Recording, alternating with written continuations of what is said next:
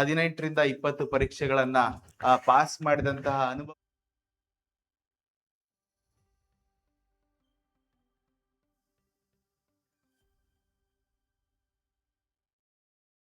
ಆ ಕಾರಣಕ್ಕೋಸ್ಕರ ಇವತ್ತು ಅವ್ರದ್ದು ಸುದೀರ್ಘವಾಗಿ ಇವತ್ತು ಸಮಯ ಇಟ್ಕೊಂಡು ಬನ್ನಿ ಸರ್ ಅಂತ ಕೇಳ್ಕೊಂಡಿದೀವಿ. ಇವತ್ತು ಬಹುಶಃ ಅವರು ನಮ್ಮ ಜೊತೆ 2 ಗಂಟೆ ತನಕನೂ ಕೂಡ ಇರ್ತಾರೆ. ನೀವೆಲ್ಲರೂ ಕೂಡ ಯಾವುದೇ ಗೊಂದಲ ಇದ್ರೂ ಕೂಡ ದಯವಿಟ್ಟು ಎಲ್ಲ ನೋಟ್ ಡೌನ್ ಮಾಡಿ ಇಟ್ಕೊಳ್ಳಿ.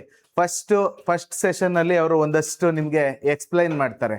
ಏನು ನಿಮ್ಗೆ ಏನು ಫಿಸಿಕಲ್ ಇರ್ಬೋದು, ಆಮೇಲೆ ನಿಮ್ಗೆಲ್ರಿಗೂ ಗೊತ್ತಿರಲಿ ಮಕ್ಕಳೇ, ಎಕ್ಸಾಮ್ ಟೈಮಲ್ಲಿ ಇನ್ನು ಕೇವಲ 50ರಿಂದ 55 ದಿನಗಳು ಅಂತ ಇಟ್ಕೊಳ್ಳೋಣ. ಆ ಎಕ್ಸಾಮ್ ಟೈಮಲ್ಲಿ ಫಿಸಿಕಲ್ ಹೆಲ್ತು ಮತ್ತು ಮೆಂಟಲ್ ಹೆಲ್ತು ಎರಡೂ ಇಂಪಾರ್ಟೆಂಟು. ಬಹಳ ಮುಖ್ಯವಾಗಿ ನೀವು ಮಾನಸಿಕ ಸ್ಥಿತಿ ತುಂಬ ನಿರುಮ್ಮಳವಾದಂತಹ ವಾತಾವರಣ ಇಟ್ಕೊಳ್ಬೇಕು. ಆಮೇಲೆ ಎಂಟರ್ಟೈನ್ಮೆಂಟ್ನ ಕಡಿಮೆ ಮಾಡ್ಕೊಳ್ಬೇಕು. ಆಮೇಲೆ ಜೊತೆಗೆ ಅನೇಕರಿಗೆ ನಮಗೆ ಯಾಕೆ ಅನುಭವಗಳನ್ನೆಲ್ಲ ನಿಮ್ಮ ಜೊತೆ ಹಂಚ್ಕೊಳ್ತೀವಿ ಅಂತಂದರೆ, ನಮ್ಗೆ ಅನೇಕ ಕಾಲ್ಗಳು ಬಂದಿರುತ್ತೆ, ಅನೇಕ ಮೆಸೇಜಸ್ ಬಂದಿರ್ತವೆ, ಅದನ್ನ ಓದಿರ್ತೀವಿ, ಅದಕ್ಕೆ ಹೇಳ್ಕೊಳ್ತಾ ಇರ್ತೀವಿ ನಿಮ್ಮ ಹತ್ರ. ನಿನ್ನೆ ಒಂದು ಉದಾಹರಣೆ ಹೇಳಬೇಕು ಅಂತಂದರೆ, ಹೆಂಗಿರ್ಬೇಕು ಅನ್ನೋದಕ್ಕೆ, ನಿಮ್ಮ ತಾಳ್ಮೆ ಹೇಗಿರಬೇಕು ಅನ್ನೋದಕ್ಕೊಂದು ಸಣ್ಣ ಉದಾಹರಣೆ. ನಿನ್ನೆ ನಮ್ಮ ಕಿಟಿ ಸರ್ ಅವರ ವಿದ್ಯಾರ್ಥಿ ಒಬ್ಬ, ಬಹುಶಃ ಅವರು ಈ ಹಿಂದೆ ಯಾವಾಗಲೂ PC ಎಕ್ಸಾಮ್ಸ್ ಅನ್ನ ಬರ್ದಿದ್ರು. ಅವ್ರಿಗೆ ಮೊದಲನೇ ಲಿಸ್ಟಲ್ಲಿ ಆಗುತ್ತೆ ಅನ್ನುವಂತಹ ಎಲ್ಲ ಭರವಸೆ ಇತ್ತು. ಆದರೆ ಮೊದಲನೇ ಲಿಸ್ಟ್ನಲ್ಲಿ ಅವರ ಹೆಸರು ಬರಲಿಲ್ಲ. 2ನೇ ಲಿಸ್ಟಲ್ಲಿ ಬಹುಶಃ ಬರುತ್ತೆ ಅಂತ ಅನ್ಕೊಂಡಿದ್ರು, 2ನೇ ಲಿಸ್ಟಲ್ಲಿ ಬರಲಿಲ್ಲ. 3, 4, 4ನೇದ್ರಲ್ಲಿ ಬಂದಿರ್ಬೋದಾ ಅನ್ಕೊಂಡ್ರೆ ಅದರಲ್ಲೂ ಇಲ್ಲ. ಆದ್ರೂ ಆಗ್ಲೂ ಆ ಹುಡುಗಂಗೆ ಮಾತಾಡಿಸಿದಾಗ ಆ ಹುಡುಗನ ಆತ್ಮವಿಶ್ವಾಸ ನೋಡ್ಬೇಕು ನೀವು. ಇವತ್ತು ಬರಬೇಕು ಅಂತ ಕೇಳ್ಕೊಂಡಿದ್ವಿ, ಬಟ್ ಅನಿವಾರ್ಯ ಕಾರಣಗಳಿಂದ ಬರೋಕ್ಕಾಗಿಲ್ಲ. ಅವನು ಸರ್ ಬಿಡಿ ಸರ್ ಆಗ್ಲಿಲ್ಲ ಅಂತಂದ್ರೆ ಏನು, ಈಗಿನ್ನೇ ನೋಟಿಫಿಕೇಶನ್ ಆಗೈತಲ್ಲ, ನಾನು ಮಾಡ್ತೀನಿ ಅಂತ ಮೊನ್ನೆ ತಾನೇ ಹೇಳಿದ್ರು. ಬಟ್ ಆದ್ರೆ ಫಿಫ್ತ್ ಲಿಸ್ಟ್ ಅನ್ಸುತ್ತೆ, ಫಿಫ್ತ್ ಲಿಸ್ಟ್ ಅಲ್ಲಿ ಅವ್ರಿಗೆ ನಾವೆಲ್ಲ ಇವಾಗ ಏನು ನೋಟಿಫಿಕೇಶನ್ ಆಗಿದೆ, ಅರ್ಜಿ ಹಾಕೋಣ ಅಂತ ಓಡಾಡ್ತಾ ಇದ್ರೆ ಆತನಿಗೆ ನೀವು ಸೆಲೆಕ್ಟ್ ಆಗಿದ್ದೀರಿ ಅನ್ನುವಂತ ಮೆಸೇಜು ಬರುತ್ತೆ.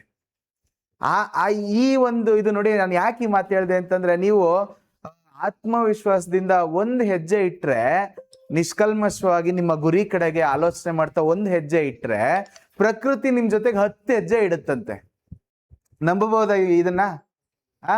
ನೋಡಿ, ಇದು ಅವನ ವಿಚಾರದಲ್ಲಿ ಇದು ಸಾಕ್ಷಿಯಾಗಿದೆ. ನಿಮ್ದು ಕೂಡ ಅದೇ.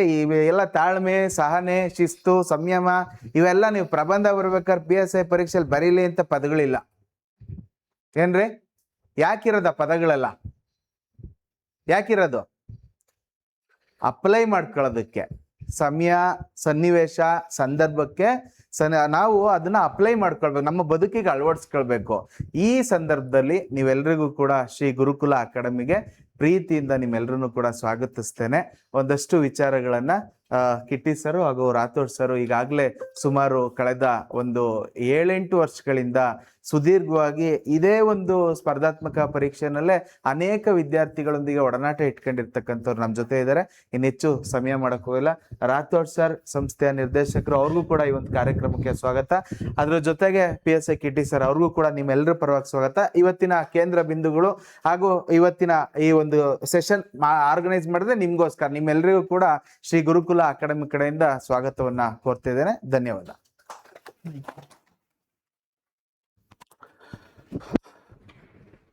ಓಕೆ, ಲೇಟ್ ಆಯಿತು ಸ್ವಲ್ಪ. ನಾನು ಔಟ್ ಆಫ್ ಎಲ್ಲ ಹೊರಗಡೆ ಹೋಗಿದ್ದೆ, ಬರೋದು ಲೇಟ್ ಆಯಿತು. ಓಕೆ, ಎಲ್ಲ ರೆಡಿ ಇದ್ದೀರಾ ಎಕ್ಸಾಮ್ಗೆ? ಎಲ್ಲ PC ಎಕ್ಸಾಮ್ಗೆ ರೆಡಿ ತಾನೇ ಓದ್ತಿರೋದಲ್ಲ ಆಲ್ಮೋಸ್ಟ್ ಅಲ್ಲ? ಇವತ್ತೊಂದಷ್ಟು PSI ಹುಡುಗರು ಬಂದಿದ್ದೀರಾ. ಇವತ್ತೊಂದು ದಿವಸ ಎಕ್ಸ್ಕ್ಯೂಸ್ ಕೊಡಿ ನಿಮ್ಮ ಯಾವುದು ಪೇಪರ್ 1 ಮೆಂಟರ್ಶಿಪ್ ಅಥವಾ ಟೆಸ್ಟ್ ಸೀರೀಸ್ಗೆ. ರಾಥೋಡ್ ಸರ್ ನಿನ್ನೆ ಅನೌನ್ಸ್ ಮಾಡಿದ್ರು ಅನ್ಸುತ್ತೆ ಅದ್ರ ಬಗ್ಗೆ. ಒಂದಷ್ಟು ಈ PC ಬಗ್ಗೆ ಒಂದಷ್ಟು ಗೊಂದಲ ಇರೋ ತುಂಬ ಜನ ಹುಡುಗರು ಬೇರೆ ಕಡೆಯಿಂದ ಬಂದಿದ್ದಾರೆ. ಮತ್ತು ನನಗೆ ಏನಿಲ್ಲ ಅಂದರೂ ಒಂದು 500-600 ಮೆಸೇಜ್ ಕಳಿಸಿದ್ದಾರೆ. ಅಂದರೆ ಅವ್ರದ್ದು ಡೌಟ್ಸ್ಗಳು. ಯಾಕೆಂದರೆ ಕೆಲವರು ಫಸ್ಟ್ ಟೈಮ್ ಬರೀತಾರೆ, ಕೆಲವರು ಅನುಭವ ಇದೆ. ಆಮೇಲೆ ಇನ್ನೊಂದು, ಇದು PC ಈ ಸತಿ ಫಸ್ಟ್ KE ಮಾಡ್ತಿರೋದ್ರಿಂದ ಹುಡುಗರು ಒಂದಷ್ಟು ಆತಂಕ ಆಗ್ತಾ ಇದೆ. ಮತ್ತು KSP ಮಾಡಿದ್ರೆ ಎಲ್ಲರೂ ಆರಾಮಾಗಿ ಕಾಲಕ್ಕೆ ಕೂತ್ಕೊಂಡಿರೋರು. ಯಾಕೆಂದರೆ KSP ಎಲ್ಲ ಸಿಂಗಲ್ ಲೈನ್ ಹೋದ್ರ ಭಾರತದ ಉದ್ದವಾದ ನದಿ ಯಾವುದು, ಕರ್ನಾಟಕದ ಎತ್ತರ ಬೆಟ್ಟ ಯಾವುದು, ಈ ಥರ ಕೇಳ್ತಾ ಇದ್ರು. ಆವಾಗ ನೀವು ಆರಾಮ್ಸೆ ಎಕ್ಸಾಮ್ ಪಾಸ್ ಮಾಡ್ತಾ ಇದ್ರಿ. ಬಟ್ KE ಅಂದಾಗ ಸ್ವಲ್ಪ ಎಲ್ಲರಿಗೂ ಬೈದು. ಯಾಕೆಂದರೆ ಆ KE ಒಂದು ಪ್ರಶ್ನೆ ಪತ್ರಿಕೆಗಳನ್ನ ನೋಡಿದಾಗ ಎಂಥವ್ರಿಗೂ ಆಗುತ್ತೆ. ಇವಾಗ ನಾನು ಕೊಟ್ಟರು ಈಗ ಅದನ್ನು ಮತ್ತೆ B ಗ್ರೇಡ್, A ಗ್ರೇಡ್ ಅಥವಾ ಗ್ರೂಪ್ C ಪ್ರಶ್ನೆ ಪತ್ರಿಕೆ ವಿದ್ಯಾರ್ಥಿಗಳು ನೋಡಿದ್ರೆ ನಾನು ಪಾಸ್ ಮಾಡೋದು ಕಷ್ಟ ಅಂತ ಅಂದ್ಕೋಬಹುದು. ಯಾಕೆಂದ್ರೆ ಪ್ರಿಪರೇಷನ್ ಇಲ್ದಲೆ ಹೋದ್ರೆ ನನಗೂ ಪಾಸ್ ಮಾಡೋಕ್ಕಾಗಲ್ಲ, ಅದು ನಾನು ಆನೆಸ್ಟಾಗಿ ಒಪ್ಕೋಬೇಕು ಅಲ್ವಾ. ಅಂಥದ್ರಲ್ಲಿ ಈಗ ಆ ಎಕ್ಸಾಮ್ ನಡೆಸುತ್ತೆ, ಎಲ್ಲರಿಗೂ ಆತಂಕ ಇದೆ, ಅದರಲ್ಲಿ ಭಯಪಡೋ ಅವಶ್ಯಕತೆ ಇಲ್ಲ. ನಾನು ಹೇಳ್ತೀನಿ ನಿಮ್ಗೆ ಅದ್ರ ಬಗ್ಗೆ ಏನೇನು ಇದೇ ನಿಮಗೆ ಒಂದಷ್ಟು ಏನೋ ಒಂದು ಉತ್ಸಾಹ ತುಂಬಿ ಕಳಿಸೋದು ಕಾರ್ಯಕ್ರಮ, ಮತ್ತು ನಿಮ್ಗೆ ಏನೋ ಸಣ್ಣ ಪುಟ್ಟ ಡೌಟ್ಸ್ಗಳನ್ನ ಕ್ಲಿಯರ್ ಮಾಡೋದು. ಈಗ 50 ದಿನದಲ್ಲಿ ಏನು ಮಾಡ್ಬೋದು ಅನ್ನೋದ್ರ ಬಗ್ಗೆ ಹೇಳ್ತೀನಿ. ಯಾಕೆಂದ್ರೆ 3-4 ಥರ ಕೆಟಗರಿ ಹುಡುಗರು ಬರ್ತಾರೆ ಇದರಲ್ಲಿ. ಒಂದು ಆಲ್ರೆಡಿ ಓದಿ ರೆಡಿ ಇರೋರು, ಇನ್ನೊಂದು ಈಗ ನಿನ್ನೆ ಏನು ಸ್ವಲ್ಪ ಒಂದು 3 ತಿಂಗಳಿಂದ ಸ್ಟಾರ್ಟ್ ಮಾಡಿರೋರು, ಇನ್ನೊಂದು ನಿನ್ನೆ ಏನು ನೋಟಿಫಿಕೇಶನ್ ಇದೆ ಅವಾಗ ಬುಕ್ ಕೊಡ್ಕೊಂಡು ಬಂದಿರೋರು, ಇನ್ನೊಂದಷ್ಟು ಜನ ಇನ್ನು ಯಾವ ಇನ್ಸ್ಟಿಟ್ಯೂಟ್ಗೆ ಹೋಗಲಿ, ಯಾವ ಬುಕ್ ತಗೊಳ್ಳಿ, ಯಾವ ಒಂದು ಪೇಪರ್ ಓದ್ಲಿನೋ ಇರೋ ಮೈಂಡ್ಸೆಟ್ಟು. ಇವು ಎರಡು ಕೆಟಗರಿ ಇದಾರಲ್ಲ ಅವರು ಪಾಸ್ ಆಗ್ಬೋದು. ಫಸ್ಟ್ 2 ಕೆಟಗರಿ ಇದಾರಲ್ಲ ಅವ್ರು ಪಾಸ್ ಆಗ್ಬೋದು. ನೇರವಾಗಿ ಹೇಳ್ತೀನಿ ನಾನು, ನೀವು ಬೈಕೋಬಹುದು, ಇರೋ ವಾಸ್ತವ ಹೇಳ್ತೀನಿ. ಇನ್ನು 2 ಕೆಟಗರಿ ಇರೋರು ತುಂಬ ಕಷ್ಟ ಇದೆ, ದೇವ್ರನ್ನ ಕಷ್ಟ ಇದೆ ಅರ್ಥದ. ಯಾಕೆ ಅಂತಂದ್ರೆ ಕಾಂಪಿಟೇಟಿವ್ ಇರೋ ಕಾಂಪಿಟೇಷನ್ 3991 ಪೋಸ್ಟ್ ಇದಾವೆ. ಆ ಅಪ್ಲಿಕೇಶನ್ ಎಷ್ಟಾಗ್ತಾರೆ ಅಂದ್ರೆ ಒಂದು 8 ಲಕ್ಷ ಆಗ್ತದೆ ಸರ್. 8ರಿಂದ 10 ಲಕ್ಷ ಜನ ಅಪ್ಲಿಕೇಶನ್ ಆಗ್ತಾರೆ, ಆಯ್ತಾ. ಆಮೇಲೆ ಇನ್ನೊಂದು ಟ್ವಿಸ್ಟ್ ಏನು ಗೊತ್ತಾ, ಟ್ವಿಸ್ಟ್ ಏನಿದೆ ಅಂತಂದ್ರೆ ನಿಮ್ಗೆ ಫಿಸಿಕಲ್ಗೆ ತುಂಬಾ ಟೈಮ್ ಇರ್ತಿತ್ತು KSP ಮಾಡಿದಾಗ. ಆಮೇಲೆ 3 ತಿಂಗಳು ಟೈಮ್ ಕೊಡ್ತಿದ್ರು ಅಪ್ಲಿಕೇಶನ್ ಹಾಕಕ್ಕೆ. ಇವ್ರು ಅಪ್ಲಿಕೇಶನ್ ಹಾಕಕ್ಕೆ ಕೊಟ್ಟಿರೋದು 60 ದಿನನೂ ಅಲ್ಲ, 55 ದಿನ. ಒಂದೊಂದು ದಿನನೂ ಇಂಪಾರ್ಟೆಂಟ್ ಆಗ್ತಾ ಇದೆ. ಅದಕ್ಕೆ ನಾನು ನಿಮ್ಮ ಟೈಮ್ ವೇಸ್ಟ್ ಮಾಡಲ್ಲ. ಏನು ಬೇಕಾದನ್ನು ಕ್ರಿಸ್ಪಾಗಿ ಹೇಳ್ತೀನಿ. ನಿಮ್ಗೆ ಆಲ್ರೆಡಿ ತುಂಬ ಯೂಟ್ಯೂಬ್ ವೀಡಿಯೋಸ್ಗಳಲ್ಲಿ ತುಂಬ ಮೆಂಟರ್ಸ್ಗಳು, ತುಂಬ ಎಜುಕೇಟರ್ಸ್ ಆಲ್ರೆಡಿ ಎಲ್ಲ ಹೇಳ್ಬಿಟ್ಟವ್ರೆ, ಎಷ್ಟು ನೋಟಿಫಿಕೇಶನ್ ಇದೆ, ಎಷ್ಟಿದೆ ಎಲ್ಲ ಹೇಳ್ತಾರೆ. ಅದ್ರದ್ದು ಅವಶ್ಯಕತೆ ಇಲ್ಲ ಅನ್ಕೊಂತೀನಿ ನಾನು. ಒಂದಷ್ಟು ಕ್ವಶನ್ಸ್ಗಳು ತಗೊಳ್ತೀನಿ, ಅದರಲ್ಲಿ ನಿಮ್ಮ ಕ್ವಶನ್ಸ್ಗಳು ಕವರ್ ಆಗ್ಬೋದು. ಅದು ಬಿಟ್ಟು ಏನಾದ್ರು ಒಂದಷ್ಟು ಕ್ವಶನ್ಸ್ ಇದ್ರೆ ಕೇಳಿ ಕ್ಲಿಯರ್ ಮಾಡೋಣ. ಆಮೇಲೆ ಏನು ಮಾಡಬೇಕು, ಎಕ್ಸಾಮ್ಗೆ ಯಾವ ರೀತಿ ಪ್ರಿಪೇರ್ ಆಗಬೇಕು ನಾನು ಹೇಳಿದೆ. 3 ಕೆಟಗರಿ ಹುಡುಗರು ಇದ್ದಾರೆ, ಅದ್ರಲ್ಲಿ ಯಾರು ಯಾವ ಥರ ಪ್ರಿಪೇರ್ ಆಗಬೇಕು ಅಂತ ಹೇಳ್ತೀನಿ. ಯಾಕಂದ್ರೆ ಒಂದೇ ಥರ ಎಲ್ಲರಿಗೂ ಒಂದೇ ಆಗಲ್ಲ, ಗೊತ್ತಾಗ್ತಿದ್ಯಾ. ಅದೊಂದಷ್ಟು ಹೇಳ್ಬಿಟ್ಟು ನಿಮ್ಮ ಮಾನಸಿಕವಾಗಿ ಸಿದ್ಧತೆ ಮಾಡಿ ಕಳಿಸೋದು. ಇಲ್ಲಿಂದ ಹೋದ್ರೆ ಏನೇನು ಮಾಡಬೇಕು, ಇನ್ನು ಎಕ್ಸಾಮ್ ಬರೆಯೋವರೆಗೂ ಕುತ್ಕೊಂಡು, ಅಥವಾ ನಿಮ್ಮ ಪ್ರಿಪರೇಷನ್ ಸ್ಟ್ರಾಟಜಿ ಹೆಂಗಿರಬೇಕು ಅನ್ನೋದ್ರ ಬಗ್ಗೆ ಹೇಳ್ತೀನಿ. ಅಲ್ಲ ನಾನು PC ಎಕ್ಸಾಮ್ ಬರೀತಿಲ್ಲ ಸರ್, ನಾನು ಬರೀ PSI ಓದ್ತಿದ್ದೀನಿ ಅಂದರೆ ನಿಮ್ಗೊಂದು ಅಲರ್ಟ್ ವಾರ್ನಿಂಗ್. ಯಾಕೆ ಅಂತಂದರೆ PSI ಇವರೇ ನಡೆಸ್ತಾರೆ. ಇದಕ್ಕಿಂತ ಏನು ಆಲ್ರೆಡಿ 545 400 ನೋಡಿದ್ದೀರಾ. ನಮ್ಮ ಸ್ಟೂಡೆಂಟ್ಸ್ಗಳು 500 ಜನ ಪ್ರಿಪರೇಷನ್ ಮಾಡಿದ್ರು, ಪಾಸ್ ಆಗಿದ್ದು 28 ಜನ. ಅರ್ಥ ಆಗ್ತಿದೆಯಾ. ಅದರಲ್ಲಿ ತುಂಬಾ ಇವ್ರು ಸೆಲೆಕ್ಟ್ ಆಗ್ತಾರೆ ಅನ್ನೋರ್ನು ಸೆಲೆಕ್ಟ್ ಆಗಲಿಲ್ಲ ಡ್ಯೂ ಟು ಸಮ್ ರೀಸನ್ಸ್. ಅದನ್ನ ರೀಸನ್ಸ್ ಎಲ್ಲ ಹೇಳ್ತೀನಿ. ಹ್ಯಾಂಡ್ ಇರ್ಬೋದು, ಹೇಳಿದ್ ಫಾಲೋ ಮಾಡ್ದಲ್ಲಿ ಇರ್ಬೋದು, ಎಸ್ಸೆ ರೈಟಿಂಗು, ಟ್ರಾನ್ಸ್ಲೇಷನ್ ರೈಟಿಂಗ್ ಇಲ್ಲ. ಆಮೇಲೆ ನೋಟಿಫಿಕೇಶನ್ ಆದ್ಮೇಲೆ ಮಾಡೋಣ ಅನ್ನೋರು ಒಂದಷ್ಟು ಕೆಟಗರಿ ಅವರು ಇದ್ರು, ಅವರೆಲ್ಲ ಹೋದ್ರು. ಯಾರು ಕರೆಕ್ಟಾಗಿ ಜೆನ್ಯೂನ್ ಆಗಿ ಮಾಡಿದ್ರು ಸೆಲೆಕ್ಟ್ ಆಗಿ ಟ್ರೈನಿಂಗ್ ಮುಗಿಸಿ ಈಗ ನಮ್ಮ ಜೊತೆಲೇ ಕೆಲಸ ಮಾಡ್ತಾ ಇದ್ದಾರೆ. ಅನ್ನಪೂರ್ಣೇಶ್ವರ ನಗರದಲ್ಲಿ ಇದ್ದಾರೆ, ಇಲ್ಲೆಲ್ಲ ಇದ್ದಾರೆ. ಬಿಡಿ ಅದ್ರ ಬಗ್ಗೆ ಆಮೇಲೆ ಮಾತಾಡೋಣ. ಒಂದು ಅಲರ್ಟ್ ಅವರಿಗೆ, PSI ಓದ್ತಿರೋ ಏನಾರು PC ಜೊತೆಗೆ ನಾನು PSI ಪ್ರಿಪರೇಷನ್ ಮಾಡ್ತೀನಿ, ನೆಕ್ಸ್ಟ್ ಅದಕ್ಕೂ ರೆಡಿ ಆಗ್ತಿದ್ದೀನಿ ನನಗೆ ಪ್ಯಾರಲ್ಗೆ. ಹೆಂಗೂ ಹಿಂಗೆ ಓದ್ತಾ ಇದ್ದೀರಾ, ಜೊತೆಗೆ ಎರಡಕ್ಕೂ ಕಂಬೈಂಡ್ ಆಗಿ ಓದ್ಬಿಡಿ. ಇದು ಅದು ನೆಕ್ಸ್ಟ್ KSRP ಮತ್ತೆ CRDR ಇನ್ನೇನು ಅದು 1 ವಾರ 15 ದಿನದಲ್ಲಿ ಆಗ್ಬೋದು. ಅದಕ್ಕೂ ಎಕ್ಸಾಮ್ ಟೈಮ್ ಇರಲ್ಲ ಹೇಳ್ತೀನಿ. ಇದಾಗಿ ಒಂದು 15 ದಿನ 1 ವಾರಕ್ಕೆ ಎಕ್ಸಾಮ್ ನಡೆಸ್ಬೋದು, ಇದು ಖಚಿತ. ಗೊತ್ತಾಗ್ತಿದ್ಯಾ. ನಾನು ಭಯ ಪಡಿಸ್ತಾ ಇಲ್ಲ, ನಿಮಗೆ ಪ್ರಾಕ್ಟಿಕಲ್ ಆಗಿ ಹೇಳ್ತಾ ಇದ್ದೀನಿ. ಅರ್ಥ ಆಗ್ತಿದೆ. ಯಾಕೆಂದ್ರೆ ಆಮೇಲೆ ಇನ್ನೊಂದು ಹುಡುಗರು ತುಂಬಾ ಹೇಳ್ತಾ ಇದ್ದಾರೆ ಸರ್ ಪೋಸ್ಟ್ ಬೋನ್ ಅಂತ. ದೇವ್ರನ್ನ ಹೇಳ್ತೀನಿ, 99% 999999% ಆಗಲ್ಲ. ಯಾಕೆ ಅಂತಂದ್ರೆ ಇಷ್ಟು ದಿನ ಎಕ್ಸಾಮ್ ಬೇಕು ಅಂತ ಹೋರಾಟ ಮಾಡಿದ್ದೀರಾ ಅಲ್ವಾ, ಎಲ್ಲರೂ ಸೇರಿ. ಆ ಸರ್ಕಾರದ ಮೇಲೆ ಒತ್ತಡನೇ ಇತ್ತು, ಹೆಂಗೋ ಈಗ ನೋಟಿಫಿಕೇಶನ್ ಮಾಡಿದ್ರೆ. ನನಗನ್ಸಿದ ಮಟ್ಟಿಗೆ ನನ್ನ ಒಂದು ಇದ್ರ ಪ್ರಕಾರ ಯಾವುದೇ ಕಾರಣಕ್ಕೂ ಮುಂದಕ್ಕೆ ಹೋಗಲ್ಲ. ಆ ತಲೆಯಲ್ಲಿ ಇಟ್ಕೊಳ್ಳೇಬೇಡಿ. ಆ ಒಂದು ಥಾಟ್ಸ್ ಏನಾರು ನಿಮ್ಗೆ ಯಾರಾದ್ರೂ ಹೇಳಿದ್ರೆ ಯೂಟ್ಯೂಬಲ್ಲಿ ಅಥವಾ ಏನಾರು ಹೇಳಿದ್ರೆ ನೀವು ಅದನ್ನ ನೆಗೆಟಿವ್ ಅಂದ್ಕೊಂಡು ಅದ್ರ ಬಗ್ಗೆ ತಲೆ ಕೆಡ್ಸ್ಕೊಳಕ್ ಹೋಗ್ಬೇಡಿ. ಸಿಕ್ಕಿದ್ರೆ ಅದೃಷ್ಟ ಅಂದ್ಕೊಳ್ಳಿ, ಇಲ್ಲ ಅಂತಂದ್ರೆ ಅದೇ ನಿಮ್ದು ಲಾಸ್ಟ್ ಅಟೆಂಪ್ಟ್. ಗೊತ್ತಾಗ್ತಿದ್ಯಾ. ಈ ರೀತಿ ಮೈಂಡ್ ಸೆಟ್ನ ಇಟ್ಕೋಬೇಕು. ಇಷ್ಟೇ. ಈ ಟೈಮಲ್ಲಿ ಏನು ಶಾರ್ಟ್ ಪೀರಿಯಡಲ್ಲಿ ಏನೇನು ಮಾಡಬೇಕು ಅನ್ನೋದ್ರ ಬಗ್ಗೆ ಡಿಸ್ಕಸ್ ಮಾಡೋಣ, ಓಕೆನಾ. ಜಾಸ್ತಿ ಭಯಪಡೋ ಅವಶ್ಯಕತೆ ಏನಿಲ್ಲ, ಗಾಬರಿ ಆಗೋ ಅವಶ್ಯಕತೆ ಏನಿಲ್ಲ. ಗೊತ್ತಾಗ್ತಿದೆ. ಕಾನ್ಫಿಡೆಂಟ್. ಈಗ ನಿಮಗೆ ಬೇಕಾಗಿರೋದು ನಿಮ್ಮ ಆತ್ಮವಿಶ್ವಾಸ. ನೀವು ಹಿಂದ್ಗಡೆ ಓದಿರೋ ಕೆಲವು ಏನು ನೀವು ಆಲ್ರೆಡಿ ಸ್ಟ್ರೀಮ್ ಮಾಡಿದ್ದೀರಾ, ಓದಿದ್ದೀರಾ, ಅದನ್ನ ಹೆಂಗೆ ರಿಕಾಲ್ ಮಾಡ್ಕೊಂಡು ಹೋಗಿ ಬರೀಬೇಕು ಎಕ್ಸಾಮ್ನ. ಈಗ ಹೊಸದಾಗಿ ನೀನು ಇವತ್ತಿಂದ ಸ್ಟಾರ್ಟ್ ಮಾಡ್ತೀನಿ ಅಂದರೆ ಆಗಲ್ಲ. ಈಗೇನು ಓದಿರ್ತೀರಾ ಅಥವಾ ಪ್ರೀವಿಯಸ್ ನಾಲೆಡ್ಜ್ ಇರುತ್ತೆ ನಿಮ್ಮ ಹತ್ರ ಆಲ್ರೆಡಿ. ಅಟ್ಲೀಸ್ಟ್ 1 ತಿಂಗಳು 2 ಮಂತ್ಸಿಂದ ಸ್ಟಾರ್ಟ್ ಮಾಡಿರ್ತೀರಾ, ಅಷ್ಟೊಂದು ಮಾಡಿದ್ದೀರಾ. ಇವತ್ತೇ ಫಸ್ಟ್ ಸ್ಟಾರ್ಟ್ ಮಾಡಿರೋ ಇದ್ದಾರಾ ಎನಿಬಡಿ? ಇವತ್ತೇ ಸ್ಟಾರ್ಟ್ ಮಾಡ್ರಿ. ನಾನು PC ಎಕ್ಸಾಮ್ಗೆ ಬಂದಿದ್ದೀನಿ, ನಿಮ್ಮ ಕ್ಲಾಸ್ಗೆ ಏನಾರು ಯಾರಿದ್ದೀರಾ ಇದರ ಇಲ್ತಾನೆ. ಆಲ್ಮೋಸ್ಟ್ ಒಂದು ತಿಂಗಳು 2 ಮಂತ್ಸಿಂದ ಸ್ಟಾರ್ಟ್ ಮಾಡಿದ್ದೀರಾ. ಅಟ್ಲೀಸ್ಟ್ ಒಂದು ನಾಲೆಡ್ಜ್ ಅಂತೂ ಇದೆ. ಅರ್ಥ ಆಯ್ತಾ? ಅಂಥವ್ರಿಗೆ ಏನು ಸಮಸ್ಯೆ ಇಲ್ಲ, ಆರಾಮ್ಸೆ ನೀವು ಪಾಸ್ ಆಗ್ಬೋದು ಎಕ್ಸಾಮ್ನ. ಬಟ್ ಯಾರು ಕಾನ್ಫಿಡೆಂಟ್ ಆಗಿ, ಈಗ ತುಂಬ ಜನ ಪ್ರಿಪರೇಷನ್ ಆಗ್ತೀರಾ, ಇಲ್ಲಿರೋರೆಲ್ಲ ಕೂತ್ಕೊಂಡು ಓದ್ತೀರಾ, ಬಟ್ ಇವರೆಲ್ಲರೂ ಸೆಲೆಕ್ಷನ್ ಆಗ್ತೀರಾ ಇಲ್ಲ. ಯಾಕಂದ್ರೆ ಎಲ್ಲರೂ ಒಂದೇ ಬುಕ್ ಓದಿರ್ತೀರಾ, ಒಂದೇ ಟೆಸ್ಟ್ ಸೀರೀಸ್ ಬರ್ತಿರ್ತೀರಾ, ಒಂದೇ ಕ್ವಶನ್ ಪೇಪರ್ ಎಕ್ಸಾಮ್ ಬರ್ತೀರಾ. ಬಟ್ ಸೆಲೆಕ್ಟ್ ಆಗೋರು ಫ್ಯೂ ಮಂತ್ಸ್. ಯಾಕೆಂತಂದ್ರೆ ಎಕ್ಸಾಮ್ ಪ್ರಿಪರೇಷನ್ ಇಂದ ಹಿಡಿದು ಎಕ್ಸಾಮ್ ದಿನ ಹಿಡಿದು ಫಿಸಿಕಲ್ವರೆಗೂ ಮತ್ತೆ ಡಾಕ್ಯುಮೆಂಟ್ ವೆರಿಫಿಕೇಶನ್ವರೆಗೂ ನಿಮ್ಮ ಪ್ರೋಸೆಸ್ ಲಾಂಗ್ ಪ್ರೋಸೆಸ್ ಇದೆ. ಆ ಪ್ರೋಸೆಸ್ಸಲ್ಲಿ ಎಲ್ಲ ಹಂತಗಳನ್ನ ಕರೆಕ್ಟಾಗಿ ಪಾಸ್ ಆಗ್ತಾ ಹೋಗ್ಬೇಕು. ಯಾಕೆ ನಾನು ಹೇಳಿದೆ ನಿಮ್ಗೆ ಟ್ವಿಸ್ಟ್ ಐತೆ ಅಂತಂದ್ರೆ, ಈಗ ಆಗ್ತಿದ್ದಂಗೆ ಫಿಸಿಕಲ್ ಕರೀತಾರೆ. ಯಾಕೆ ಅಂತಂದ್ರೆ KEನವರು ಎಷ್ಟು ಫಾಸ್ಟಾಗಿ ರೆಕ್ರೂಟ್ಮೆಂಟ್ ಮಾಡ್ತಾರೆ ಅಂದ್ರೆ ನಿಮ್ಮ ಮುಂದೆ ಎಕ್ಸಾಂಪಲ್ಸ್ ಇದೆ. VA ಆಗಿರ್ಬೋದು, ಮತ್ತೆ ಬೇರೆ ಎಕ್ಸಾಮ್ಸ್ PSI 402 ಆಗಿರ್ಬೋದು, ಎಲ್ಲ ಎಷ್ಟೆಷ್ಟು ಬೇಗ ಕೊಟ್ಟರು. ಇಲ್ಲಿ ನಿಮ್ಗೊಂದು ಏನಂತಂದ್ರೆ ಅವ್ರೇನು ಲೀಸ್ಟ್ ಅನೌನ್ಸ್ ಮಾಡಿ 1:3 1:5 1:5 ಏನು ಮಾಡ್ತಾರೆ, KSP ಕೊಟ್ಟರೆ KSPನವರು ಖಾಲಿ ಗ್ರೌಂಡ್ ಬಿದ್ದವೆ. ಆಡುಗೋಡಿ ನಮ್ಮ ಇಲ್ಲೆಲ್ಲ ಗ್ರೌಂಡ್ಸ್ ಚಾಮರಾಜನಗರ ಕರ್ನಾಟಕ ತುಂಬ ಇದಾವೆ. ಅವ್ರು ರೆಡಿ ಇದ್ದಾರೆ ಎಲ್ಲ ಇದನ್ನ ಮೆಜರ್ಮೆಂಟ್ ಹಾಕೊಂಡು ಈಗಲೆಲ್ಲ ರೌಂಡ್ಗಳು ಹೊಡೆದು ರೆಡಿ ಮಾಡ್ಕೊಂಡವ್ರು ಫೀಲ್ಡ್ನ. ನೀವು ಬರೋದೇ ಕಾಯ್ತವ್ರು ಓಡ್ಸಕ್ಕೆ. ಅರ್ಥ ಆಗ್ತಿದ್ಯಾ? ಅದು 6 ನಿಮಿಷ 30 ಸೆಕೆಂಡು PCಗೆ. PSIಗೆ 7 ನಿಮಿಷ ಇದೆ. ಈಗೇನೋ ಎಕ್ಸಾಮ್ ಪಾಸ್ ಆಗ್ತೀರಾ ತುಂಬ ಜನ, ನನಗೆ ಗೊತ್ತು ಇಲ್ಲಿರೋ ಎಷ್ಟು ಜನ ಪಾಸ್ ಆಗ್ತೀರಾ. ಫಿಸಿಕಲ್ ಈಗ ಓಡಿಸೋರು 1 ರೌಂಡ್ ಓಡಲ್ಲ. ಅರ್ಥ ಆಗ್ತಿದ್ಯಾ? ಅಲ್ಲ, ಓಡೋರು ತುಂಬಾ ಜನ ಇದಾರೆ, ಪ್ರಾಕ್ಟೀಸ್ ಮಾಡಿರೋರು. ನೀನೇನೋ ಉತ್ತರ ಕರ್ನಾಟಕದ ಹುಲಿ ಓಡ್ಬಿಡ್ತೀಯಾ, ನಮ್ಮ ಇಲ್ಲಿ ಬೇರೆಯವ್ರ ಕತೆ ಹೇಳೋ. 6 ನಿಮಿಷ ಓಡೋದು ತುಂಬಾ ಕಷ್ಟ ಇದೆ, ಗೊತ್ತಾಗ್ತಿದ್ಯಾ? ಸಿಕ್ಕಾಪಟ್ಟೆ ಪ್ರಾಕ್ಟೀಸ್ ಬೇಕು, ಕನ್ಸಿಸ್ಟೆನ್ಸಿ ಬೇಕು. ಅದಾಗ್ತಿದ್ಯಾ? ಅದಕ್ಕೂ ತುಂಬಾ ಟೈಮ್ ಕಮ್ಮಿ ಇದೆ. ಬೇಕಾದ್ರೆ ನೀವು ಎಕ್ಸಾಮ್ 1 ತಿಂಗಳು 50 ದಿನದಲ್ಲಿ ಓದಿ ಎಕ್ಸಾಮ್ ಪಾಸ್ ಆಗ್ಬೋದು, ದೇವ್ರನ್ನ ಪಾಸ್ ಆಗ್ಬೋದು. ಕಷ್ಟಪಟ್ರೆ 55 ದಿನ ಎಫರ್ಟ್ ಹಾಕಿ ಕೂತ್ಕೊಂಡ್ರೆ ಖಂಡಿತ PC ಎಕ್ಸಾಮ್ ಪಾಸ್ ಮಾಡ್ಬೋದು. ಆದ್ರೆ ಫಿಸಿಕ್ಸ್ ಆಗೋದಿದ್ರೆ ಸೊ ಒಂದಿನ 500 ಹುಡುಗರು ಕರೀತಾರೆ, 120 ಜನ ಅಷ್ಟೇ ಕ್ವಾಲಿಫೈಡ್. ಹೌದು, ರೇಷಿಯೋ ನೋಡಿ. 380 ಮೆಂಬರ್ಸ್ ಎಲ್ಲಿ ಹೋದ್ರು ಫಿಸಿಕಲ್ ಅಲ್ಲಿ ಫೇಲ್ ಆಗ್ತಾರೆ. ಅರ್ಥ ಆಗ್ತಿದ್ಯಾ? ಹಂಗಾಗಿ ಎಕ್ಸಾಮ್ ಪಾಸ್ ಆಗ್ಬೋದು. ಫಿಸಿಕಲ್ದು ಕಷ್ಟ ಇದೆ, ಸ್ಟಾಮಿನಾ ಯಾರಿಗಿರುತ್ತೆ ಅಥವಾ ಯಾರು ಪ್ರಾಕ್ಟೀಸ್ ಇರುತ್ತೆ ಅವ್ರು ಪಾಸ್ ಆಗ್ತಾರೆ. ಓಕೆ, ಅದ್ರ ಬಗ್ಗೆ ಡಿಸ್ಕಸ್ ಮಾಡೋಣ. ಈಗ ಒಂದಷ್ಟು ಕ್ವಶನ್ಸ್ಗಳು ಹುಡುಗರು ಕೇಳಿರೋ ನಿಮಗೂ ಅನ್ವಯ ಆಗುತ್ತೆ, ಗೊತ್ತಾಗ್ತಿದೆ. ಮೇಜರ್ ಯಾವ ಜಿಲ್ಲೆಗೆ ಅಪ್ಲಿಕೇಶನ್ ಹಾಕ್ಬೇಕು ತುಂಬ ಜನಕ್ಕಲ್ವಾ? ಎಲ್ಲ ಡೌಟ್ ಇದೆ ಅಲ್ವಾ ಇಲ್ಲಿ ಎಲ್ಲರಿಗೂ? ಯಾವ ಡಿಸ್ಟ್ರಿಕ್ಟ್ಗೆ ಅಪ್ಲಿಕೇಶನ್ ಹಾಕಬೇಕು ತುಂಬ ಡೌಟ್ ಇದೆ. ಮತ್ತು ಯಾವ ಕಟ್ ಆಫ್ ಎಷ್ಟು ನಿಲ್ಲುತ್ತೆ ಅನ್ನೋದ್ರ ಬಗ್ಗೆ. ಇದಕ್ಕೆ ನೇರವಾಗಿ ಆನ್ಸರ್ ಹೇಳೋಕ್ಕಾಗಲ್ಲ. ಯಾಕೆ ಅಂತಂದರೆ ಒಬ್ಬೊಬ್ರದ್ದು ಒಂದೊಂದು ಇದಿರುತ್ತೆ, ಏನೋ ಕ್ಯಾಸ್ಟ್ ಇರುತ್ತೆ, ರೂರಲ್ ಇರುತ್ತೆ, ಮತ್ತು ಕೆಲವೊಂದು PDP ಇರುತ್ತೆ, ಎಲ್ಲ ಇರುತ್ತೆ. ಅದಕ್ಕೆ ನಾನು ಸಪ್ರೇಟ್ ಒಂದು ವಿಡಿಯೋ ಮಾಡ್ತೀನಿ, ಯಾವ ರೀತಿ ಅನಾಲಿಸಿಸ್ ಮಾಡಿ ಎಲ್ಲ ಪ್ರೊಬಬಿಲಿಟಿ ಹಾಕಿದ್ರೆ ನೀವು ಸೆಲೆಕ್ಷನ್ ಆಗ್ಬೋದು. ಹಳೆ ವರ್ಷದ ಎಲ್ಲ ಇದನ್ನು ತೊಗೊಂಡು ಕಟ್ ಆಫ್ ತೊಗೊಂಡು ಎಲ್ಲ ಹಾಕಿದ್ರೆ ಯಾವ ಕೆಟಗರಿ ಎಲ್ಲ ಹಾಕಿದ್ರೆ ಒಂದು ಆಗ್ಬೋದು. ಬಟ್ ಅಲ್ಲೇ ಹಾಕೋದು ಸಿಗುತ್ತೆ ಅಂತಲ್ಲ, ಒಂದು ಅಂದಾಜು ಮಾಡ್ಬೋದು, ಗೊತ್ತಾಗುತ್ತೆ. ಅಂದದಕ್ಕೆ ನೀವೇ ಥಿಂಕ್ ಮಾಡ್ಬೋದು. ಮ್ಯಾಕ್ಸಿಮಮ್ ಒಂದು ಜನರಲ್ ಫಾರ್ಮುಲಾ ಅಂತಂದ್ರೆ ಎಲ್ಲಿ ಜಾಸ್ತಿ ಪೋಸ್ಟ್ ಇರುತ್ತೆ ಅಲ್ಲಿ ಹಾಕೋದು. ಜನರಲ್ ಫಾರ್ಮುಲಾ ಏನೋ ತಲೆ ಕೆಡ್ಸ್ಕೊಂಡು ನಾನು ಓದಿದ್ದೀನಿ ಗುರು, ನನಗೆ ಈ ಡಿಸ್ಟಿಕ್ಗೆ ಬೇಕು, ನಾನು ಎಲ್ಲೋದು ಹಾಕಿದ್ರೆ ನಾನು ಸೆಲೆಕ್ಷನ್ ಆಗ್ತೀನಿ, GML ಸೆಲೆಕ್ಷನ್ ಆಗ್ತೀನಿ ನನಗೆ ಅನ್ನೋ ಮೆಂಟಾಲಿಟಿ ಇತ್ತು ಅಂದರೆ ನೀವು ಯಾವ ಡಿಸ್ಟಿಕ್ ಆಗಿ ಸೆಲೆಕ್ಷನ್ ಆಗ್ತೀರಾ. ಇಲ್ಲ ನಾನು ಸ್ವಲ್ಪ ಇದು ನನ್ನ ಕೆಟಗರಿ ಎಲ್ಲ ಐತೆ ಅನ್ನೋರು ಥಿಂಕ್ ಮಾಡಿ ಕೆಟಗರಿ ವೈಸು ನಿಮ್ಮದು ಇದು ವೈಸ್ ಹಾಕಬೇಕು. ಇಲ್ಲ ಇನ್ನೊಂದಷ್ಟು ಜನ ಏನು ಮಾಡ್ತಾರೆ, ನಮ್ಮ ತುಂಬ ಹುಡುಗರು ಬೆಂಗಳೂರಿಗೆ ಹಾಕ್ತಾರಾ, ಇಲ್ಲ ಹಾಕ್ಬಿಟ್ಟು ಸೆಲೆಕ್ಷನ್ ಆಗ್ತಾರೆ, ಆಮೇಲೆ ಅವ್ರ ಕತೆ ನೋಡೋಕ್ಕಾಗಲ್ಲ. ಯಾಕೆಂದ್ರೆ ನಾನು ವಾಸ್ತವ ನೋಡ್ತೀನಿ ನಮ್ಮ ಹುಡುಗರು. ಯಾಕೆಂದ್ರೆ ಕಾನ್ಸ್ಟೇಬಲ್ಸ್ಗಳು ತುಂಬ ಜನ ಪಾಪ ಅಪ್ಪ ಅಮ್ಮ ಬಿಟ್ಟು ಅಲ್ಲಿ ತಂದೆ ತಾಯಿಗಳು ಬಿಟ್ಟು ತಂದೆ ತಾಯಿಗೋಸ್ಕರನೇ ಜಾಬಿ ತೊಗೊಂಡಿರ್ತಾರೆ. ಅಲ್ಲಿ ತಂದೆ ತಾಯಿ ಪಾಪ ಇಬ್ಬರೇ ಇರ್ತಾರೆ, ಅವ್ರು ನೋಡ್ಕೊಳಕ್ಕಾಗಲ್ಲ, ಇಲ್ಲಿ ಕೆಲಸ ಬಿಟ್ಟು ಹೋಗೋಕ್ಕಾಗಲ್ಲ ಅಂತ ಪರಿಸ್ಥಿತಿ ಬಂದ್ಬಿಡ್ತಾರೆ.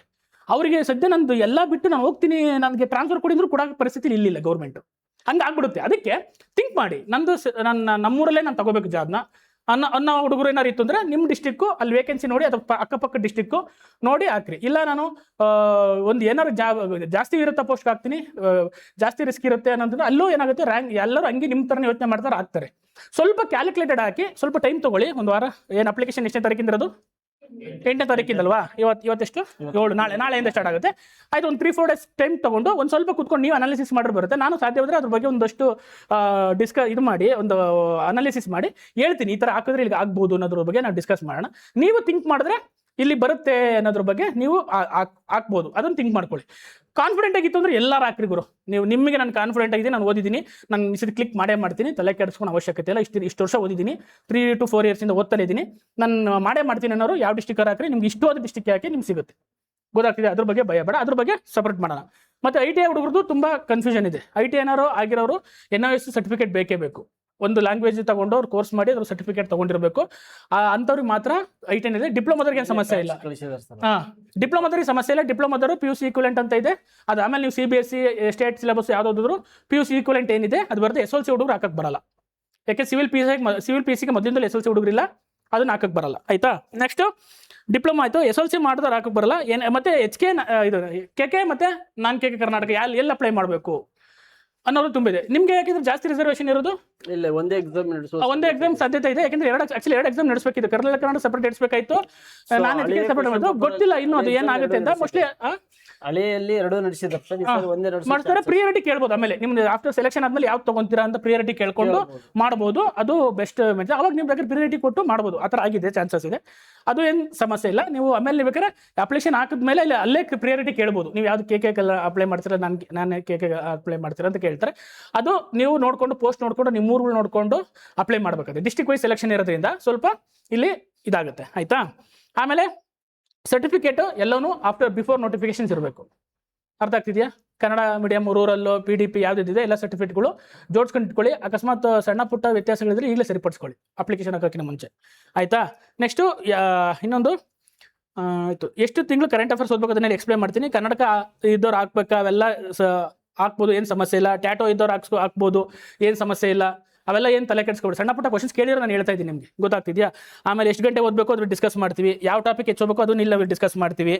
ಆಮೇಲೆ ಯಾವ ಯೂಟ್ಯೂಬ್ ನೋಡಬೇಕು, ಯಾವ ಟೆಸ್ಟ್ ಸೀರೀಸ್ ಬರೀಬೇಕು ಅದನ್ನು ಬೇಕಾದ್ರೆ ನಿಮ್ಗೆ ಹೇಳೋಣ. ಏನು ಎಲ್ಲಾದರೂ ತೊಗೊಳ್ಳಿ, ಎಲ್ಲಾದರೂ ಮಾಡಿ ಚೆನ್ನಾಗಿ ಓದಿ ಅಷ್ಟೇ. ಒಟ್ಟು ನೀವು ಸೆಲೆಕ್ಷನ್ ಆಗಬೇಕು.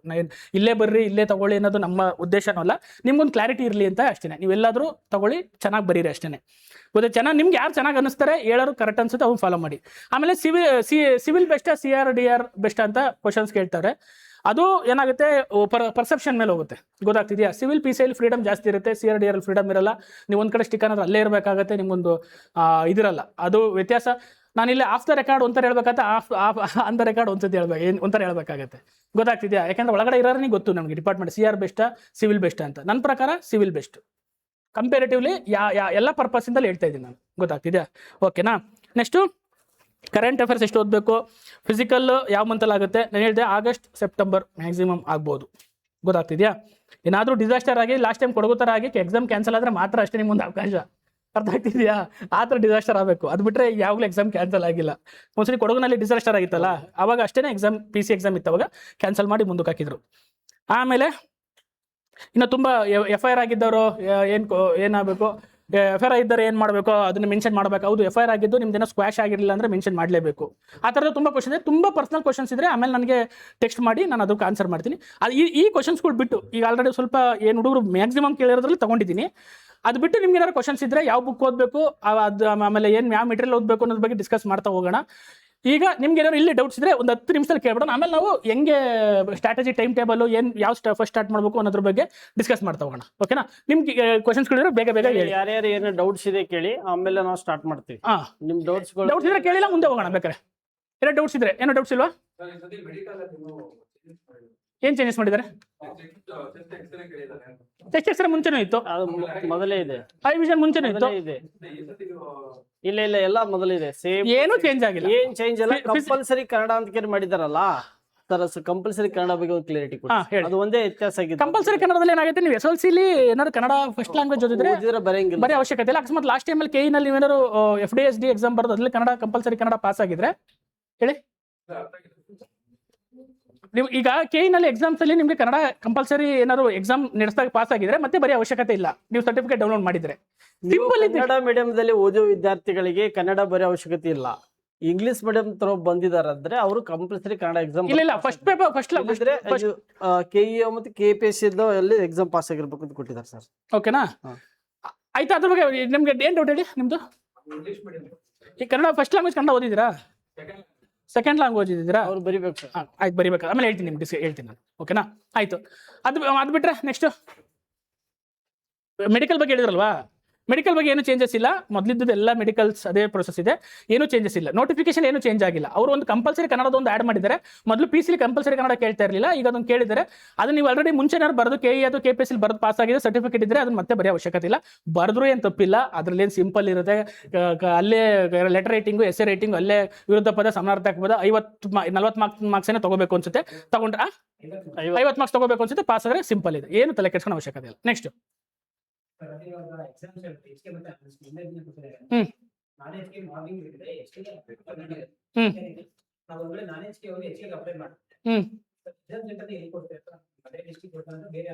ಇಲ್ಲ ಕೊಟ್ರೆ ಒಂದೇ ಎಕ್ಸಾಮ್ ನಡೆಸ್ತಾನೆ, ಇಲ್ಲಂದ್ರೆ 2 ಎಕ್ಸಾಮ್ ಬೇರೆ ಬೇರೆ ಡೇಟ್ ಕೊಡ್ತಾನೆ. ಒಂದೇ ದಿನ 2 ಎಕ್ಸಾಮ್ ನಡೆಸಕ್ ಸಾಧ್ಯನೇ ಇಲ್ಲ. ಒಂದು ನಿಮಿಷ ಬಂದೆ. ಹಲೋ ಸರ್, ಹೇಳಿ. ಇವಾಗ ಎಕ್ಸಾಮ್ ಡೇಟ್ ಬಂದಾಗ ಗೊತ್ತಾಗತ್ತೆ, ಆಲ್ ಡೇಟ್ ಬಂದಾಗ ಅಲ್ಲಿವರೆಗೂ ಸ್ವಲ್ಪ ಸೈಲೆಂಟ್ ಆಗಿ ಇರೋಣ. ಇವಾಗ ಏನ್ ಇಂಪಾರ್ಟೆಂಟ್ ಅಂತಾರೆ ಹುಡುಗರಿಗೆ, ಇವಾಗ ಬಿಗ್ ಚಾಲೆಂಜ್ ಆಗಿದೆ. ಹೆಂಗ್ ಚಾಲೆಂಜ್ ಅಂತಂದ್ರೆ, ಫಸ್ಟ್ ನೋಡಿ ಲೈಫ್ ಅಲ್ಲಿ ಚಾಲೆಂಜ್ ಅಂತಂದ್ರೆ ನಿಮಗೆ ಎಸ್ಪೆಷಲಿ ಹುಡುಗರಿಗೆ ಒಂದು ಏನಪ್ಪಾ ಅಂತಂದ್ರೆ 56 ದಿನ ಒಳಗಡೆ PC ಎಕ್ಸಾಮ್ ಹೆಂಗ್ ಕ್ಲಿಯರ್ ಆಗ್ಬೇಕು ಅನ್ನೋದು ಒಂದು ಚಾಲೆಂಜ್ ಆಗಿದೆ, ಹೌದಲ್ವಾ? ಎಲ್ಲರೂ ಸಹಜವಾಗಿ ನಾರ್ಮಲ್ ಆಗಿದ್ರು, ಈಗೇನು ಜಸ್ಟ್ CM ಗೋಸ್ಕರ ಸೀಟ್ಗೋಸ್ಕರ ವಾದ ಇದೆ, ಈಗ ನೋಟಿಫಿಕೇಶನ್ ಮಾಡಲ್ಲ, ಇನ್ನೊಂದು ತಿಂಗಳು 2 ತಿಂಗಳು ಬಿಟ್ಟು ನೋಟಿಫಿಕೇಶನ್ ಮಾಡ್ತಾರ ಅಂತ ಆ ಒಂದು ಮೈಂಡ್ ಸೆಟ್ ಅಲ್ಲಿ ಇದ್ದೀವಿ, ಹೌದಾ? ಸೊ ಇವಾಗ ಫಸ್ಟ್ ಚಾಲೆಂಜ್ ಏನು ಹುಡುಗರಿಗೆ ಅಂದ್ರೆ 56 ದಿನದಲ್ಲಿ ನಾನು PC ಹೆಂಗ್ ಕ್ಲಿಯರ್ ಮಾಡಬೇಕು, ಒಂದೇ ಚಾಲೆಂಜ್. ಎರಡನೇದೇನಪ್ಪ ಅಂತಂದ್ರೆ ವಯೋಮಿತಿ ಸಿಡಲಿಕ್ಕೆ, ವಯೋಮಿತಿ ಜಾಸ್ತಿ ಕೊಟ್ಟಿದ್ದಾರೆ, 5 ವರ್ಷ ಜಾಸ್ತಿ ಕೊಟ್ಟದ್ನು ಹುಡುಗರು ಜಾಸ್ತಿ ಪ್ರಮಾಣದಲ್ಲಿ ಕಾಂಪಿಟೇಷನ್ ಇದೆ, ಅದು ಎರಡನೇ ಚಾಲೆಂಜ್. ಅವು ಹುಡುಗರಿಗೆ ನಾವು ಹೆಂಗ್ ಕಾಂಪಿಟೇಷನ್ ಕೊಡಬೇಕು ಅನ್ನೋದು. ಮೂರನೇದೇನಪ್ಪ ಅಂದ್ರೆ KE ಎಕ್ಸಾಮ್ ಕೊಟ್ಟಿದ್ದಾರೆ. KE ಕೊಟ್ಟಿದಾಗ ನೋಡ್ರಿ, ಇಲ್ಲಿ ಕ್ವಶನ್ ಪೇಪರ್ ಅಲ್ಲಿ ತುಂಬಾ ವ್ಯತ್ಯಾಸ ಆಗಿರುತ್ತೆ. KE ಕೊಟ್ಟಾಗ ತುಂಬಾ ಹುಡುಗರುಗಳ ಭಯ ಸ್ಟಾರ್ಟ್ ಆಗಿರುತ್ತೆ. ಯಾಕಂತಂದ್ರೆ 545 ಆಗಿರ್ಬೋದು, 402 ಆಗಿರ್ಬೋದು, ಅಥವಾ ವಿಲೇಜ್ ಅಕೌಂಟೆಂಟ್ ಎಕ್ಸಾಮ್ ಆಗಿರ್ಬೋದು, ನೋಡಿರ್ಬೇಕು ಕ್ವಶನ್ ಪೇಪರ್ ಯಾವ ಹೆಂಗಲ್ ಇರುತ್ತೆ. ಸೊ ನಮ್ದು ಇದೇ ವಿಲೇಜ್ ಅಕೌಂಟೆಂಟ್ ಎಕ್ಸಾಮ್ ಅಲ್ಲಿ ಅದೇ PUC ಮ್ಯಾಗಿದ್ರೆ ಕ್ವಶನ್ ಪೇಪರ್ ಹೆಂಗಿದೆ ನೋಡಿ, ತುಂಬಾ ಡಿಫಿಕಲ್ಟ್ ಆಗಿತ್ತು. ಹೆಂಗ್ ಸ್ಟೇಟ್ಮೆಂಟ್ ಇದೆ, ಹೆಂಗ್ ಮ್ಯಾಚ್ ದ ಫಾಲೋವಿಂಗ್ ಇತ್ತು, ಸರಿ ಹೆಂಗ ತಪ್ಪು ಕಂಡಿಡಿರಿ, ಹೇಳಿಕೆ, ಕಾರಣಗಳು, ಈ ತರ ಕ್ವಶನ್ಸ್ಗಳು ಬರ್ತಾ ಇದೆ. ಹಾಗಾಗಿ ಆ ಕ್ವಶನ್ಸ್ ಪೇಪರ್ ಈಗ ನಡೆಸಿದಂತ KE ಕ್ವಶನ್ ಪೇಪರ್ ಒಂದು 4-5 ಕ್ವಶನ್ ಪೇಪರ್ ತಗೊಂಡು ಅನಾಲಿಸಿಸ್ ಮಾಡಿ ಅದೇ ಒಂದು ಪ್ಯಾಟರ್ನ್ ಮುಖಾಂತರ ಮಾಡ್ಕೋಬೇಕು. ಮೂರನೇ ಚಾಲೆಂಜ್. ನಾಲ್ಕನೇದು ಏನಪ್ಪಾ ಅಂತಂದ್ರೆ ಮೇನ್ ಇಂಪಾರ್ಟೆಂಟ್ ಫಿಸಿಕಲ್. ಯಾಕೆ ಫಿಸಿಕಲ್ ಅಂತಂದಾಗ 1:5 ನಿಮ್ಗೆ ಕರೀತಾರೆ. 1:5 ಬಂದು ಹುಡುಗರು ಕಂಪಲ್ಸರಿ 30-35 ಅವರು ಎಕ್ಸಾಮ್ ಪಾಸ್ ಮಾಡ್ತಾರೆ. 35 ವರ್ಷ ಇದ್ದವ್ರು ಜಾಸ್ತಿ ಎಕ್ಸಾಮ್ ಕ್ವಾಲಿಫೈಡ್ ಆಗ್ತಾರೆ, 1:5 ಎಲಿಜಿಬಲ್ ಆಗ್ತಾರೆ. ಆದ್ರೆ ಫಿಸಿಕಲ್ ಪಾಸ್ ಆಗಲ್ಲ ಅವರು. ಅವ್ರು ಫಿಸಿಕಲ್ ಪಾಸ್ ಆಗ್ಬೇಕಾದ್ರೆ ಸುಮಾರು ಈಗ್ಲಿದ್ದು ಕ್ಷಣಲಿದ್ದು ಸ್ಟಾರ್ಟ್ ಮಾಡ್ಬೇಕಾಗತ್ತೆ ಫಿಸಿಕಲ್ ಅಲ್ಲಿ. ಯಾಕಂದ್ರೆ 4 ಲೈಫ್ ಅಲ್ಲಿ ದೊಡ್ಡ ಚಾಲೆಂಜ್ ಇದೆ. ಒಂದನೇದು ಏನಪ್ಪಾ ಅಂದ್ರೆ 56 ದಿನದಲ್ಲಿ ಎಕ್ಸಾಮ್ ಹೆಂಗ್ ಪಾಸ್ ಆಗ್ಬೇಕು ಅನ್ನೋದು. ಎರಡನೇದೇನ್ ಚಾಲೆಂಜ್ ಇದೆ, ವಯೋಮಿತಿ ಜಾಸ್ತಿ ಕೊಟ್ಟಿದ್ದಾರೆ, ತುಂಬಾ ಜನ ಅಪ್ಲಿಕೇಶನ್ ಹಾಕ್ತಾರೆ, 35 ವರ್ಷವರೆಗೂ ಕೊಟ್ಟಿದ್ದಕ್ಕೆ ಇದೊಂದು. ಮೂರನೇದೇನು KE ಎಕ್ಸಾಮ್ ಹುಡುಗರಿಗೆ ಪ್ಯಾಟರ್ನ್ ಅರ್ಥ ಆಗಿರಲ್ಲ, ಹೊಸ ಹುಡುಗರು ಇರ್ತಾರೆ, 402 ಬರ್ದಿರ್ತಾರೆ, 545 ಬರ್ದಿರ್ತಾರೆ, ಅಥವಾ ಕೆಲವೊಂದಷ್ಟು ಹುಡುಗರು ಎಲ್ಲ ಹೊಸಬ್ರು ಇರೋದ್ರಿಂದ. ಆಮೇಲೆ ನಾಲ್ಕನೇದು ಫಿಸಿಕಲ್. ಇವು 4 ಚಾಲೆಂಜ್ಗಳು ಹುಡುಗರಿಗೆ ತುಂಬಾ ಏನಾಗ್ತಾ ಇದೆ ಅಂದ್ರೆ ಒಂಚೂರು ಕನ್ಫ್ಯೂಸ್ ಅಲ್ಲಿ ಆಗ್ತಾ ಇದೆ. ಸೊ ನಾವು ಕ್ಲಿಯರಿಟಿ ಕೊಡ್ತೀವಿ ಒಂದೊಂದಾಗಿ. ಇವತ್ತು ಸರ್ ಒಂದೇ ದಿನ ಎಕ್ಸಾಮ್ ಇರೋದ್ರಿಂದ ಅವ್ರು ಏನ್ ಮಾಡ್ತಾರೆ, ಬೆಳಗ್ಗೆ ಒಂದು ಎಕ್ಸಾಮ್, ಮಧ್ಯಾಹ್ನ ಒಂದೇ ಸೆಂಟರ್ ಕೊಟ್ಬಿಟ್ಟು ಬೆಳಗ್ಗೆ ಒಂದು ಮಧ್ಯಾಹ್ನ ಒಂದು ಎಕ್ಸಾಮ್ ನಡೆಸಬಹುದು. ಅದೇ ಈಗ ಅಪ್ಲಿಕೇಶನ್ ಬಿಟ್ಮೇಲೆ ಏನ್ ಮಾಡ್ತಾರೆ ನೋಡೋಣ, ಅದು ಹೋಗ್ತಾ ಗೊತ್ತಾಗುತ್ತೆ. ಯಾಕಂದ್ರೆ KE ಕೊಟ್ಟಿರೋದ್ರಿಂದ ಸ್ವಲ್ಪ ಸಣ್ಣ ಪುಟ್ಟ ಗೊಂದಲಗಳಿದೆ ಎಲ್ಲರಿಗೂ. ಆಮೇಲೆ ಅದರಲ್ಲಿ HK ಅವ್ರಿಗೆ 20% ರಿಸರ್ವೇಷನ್ ಕೊಡ್ಬೇಕು, ಅದನ್ನ ಹೆಂಗೆ ಇದು ಮಾಡ್ಬೇಕು ಅನ್ನೋದ್ರ ಬಗ್ಗೆ ಐತೆ. ಹೋಗ್ತಾ ಕ್ಲಾರಿಟಿ ಸಿಗುತ್ತೆ. ಅಪ್ಲಿಕೇಶನ್ ಬಿಟ್ಮೇಲೆ ಅಲ್ಲೊಂದಷ್ಟು ಏನಾದ್ರು ಇನ್ಪುಟ್ ಸಿಗುತ್ತೆ. ಆಮೇಲೆ ಎಕ್ಸಾಮ್ ಹತ್ರ ಬಂದಾಗ ನಿಮ್ಗೆ ಗೊತ್ತಾಗುತ್ತೆ, ಏನೋ ಒಂದು ಕ್ಲಾರಿಟಿ ಸಿಗುತ್ತೆ. ಅಲ್ಲಿವರೆಗೆ ಈಗ ಅದೆಲ್ಲ ಬಿಟ್ಬಿಡಿ. ನಾನು ಹೇಳೋದು ಸಂಬಳ ಎಷ್ಟೈತೆ, ಆಮೇಲೆ ಅದೆಷ್ಟು, ಅದೆಲ್ಲದ್ರ ಬಗ್ಗೆ ಯಾವುದು ತಲೆ ಕೆಡ್ಸ್ಕೊಳಕ್ ಹೋಗ್ಬೇಡಿ. ಗೊತ್ತಾಗ್ತಿದೆ. ಈಗ ತುಂಬಾ ಜನ ನಾನು ಯೂಟ್ಯೂಬಲ್ಲಿ ನೋಡ್ತಾ ಇದ್ದೆ, ಸಂಬಳ ಎಷ್ಟೈತೆ, ಎಷ್ಟು DA ಅಲೌನ್ಸ್ ಎಷ್ಟೈತೆ, DA ಎಲ್ಲ ಯಾಕೆ, ಎಷ್ಟು ಪೋಸ್ಟ್ ಇದೆ ಅಂತ ತಲೆ ಕೆಡ್ಸ್ಕೊಬೇಡಿ. ನನ್ನ ಪ್ರಕಾರ ಓದಿರೋರು ಇದ್ರೆ ನನಗೆ ಎಷ್ಟು ಒಂದು ಪೋಸ್ಟ್ ಬೇಕು, ಯಾವ ಡಿಸ್ಟ್ರಿಕ್ಟ್ ಅಪ್ಲೈ ಮಾಡಬೇಕು ಅನ್ನೋ ಒಂದು ಕ್ಲಾರಿಟಿ ಇತ್ತು ಅಂತಂದ್ರೆ ಸುಮ್ಮನೆ ಅಪ್ಲೈ ಮಾಡಿ ಎಕ್ಸಾಮ್ ಬರೀರಿ. ಸುಮ್ಮನೆ ಅದ್ರ ಬಗ್ಗೆ ತಲೆ ಕೆಡ್ಸ್ಕೊಂಡು ಕೂತ್ಕೋಬೇಡಿ. ಟೈಮ್ ಎಷ್ಟು ಈಗಂತೂ ನೋಡಕ್ಕೆ ಹೋಗ್ಬಿಡಿ. ಆ ಥರದ್ದು ನಾನು ಇವಾಗ ನಮ್ಮದ್ರಲ್ಲಿ ಆ ಥರದ್ದು ಬಂದ್ರೆ ನೋಡಕ್ಕೆ ಹೋಗ್ಬಿಡ್ರಿ. ನಾನು ಅದನ್ನೇ ಹೇಳ್ತೀನಿ. ನಾನು ನಿಮ್ಗೆ ಗೊತ್ತಾಗ್ತಿದೆ ಪ್ರಾಕ್ಟಿಕಲ್ ಆಗಿ ಏನು ಈಗ ಮಾಡಕ್ಕೆ ನಿಮ್ಗೆ ಏನು ಸಾಧ್ಯ ಐತೆ ಅದ್ರ ಬಗ್ಗೆ ಮಾತ್ರ ಫೋಕಸ್ ಮಾಡಿ. ಎಕ್ಸಾಮಲ್ಲಿ ಮಾರ್ಕ್ಸ್ ಬರಬೇಕು, ಅಷ್ಟು ಮಾತ್ರ ಥಿಂಕ್ ಮಾಡಿ. ಗೊತ್ತಾಗ್ತಿದ್ಯಾ? ಅದ್ರ ಬಗ್ಗೆ ನೋಡ್ತಾ ಹೋಗೋಣ. ಒಂದು ನಿಮಿಷ. ಓಕೆ, ಸಮಯ ತಗೊಳ್ತೀನಿ ಸ್ನೇಹಿತರೆ.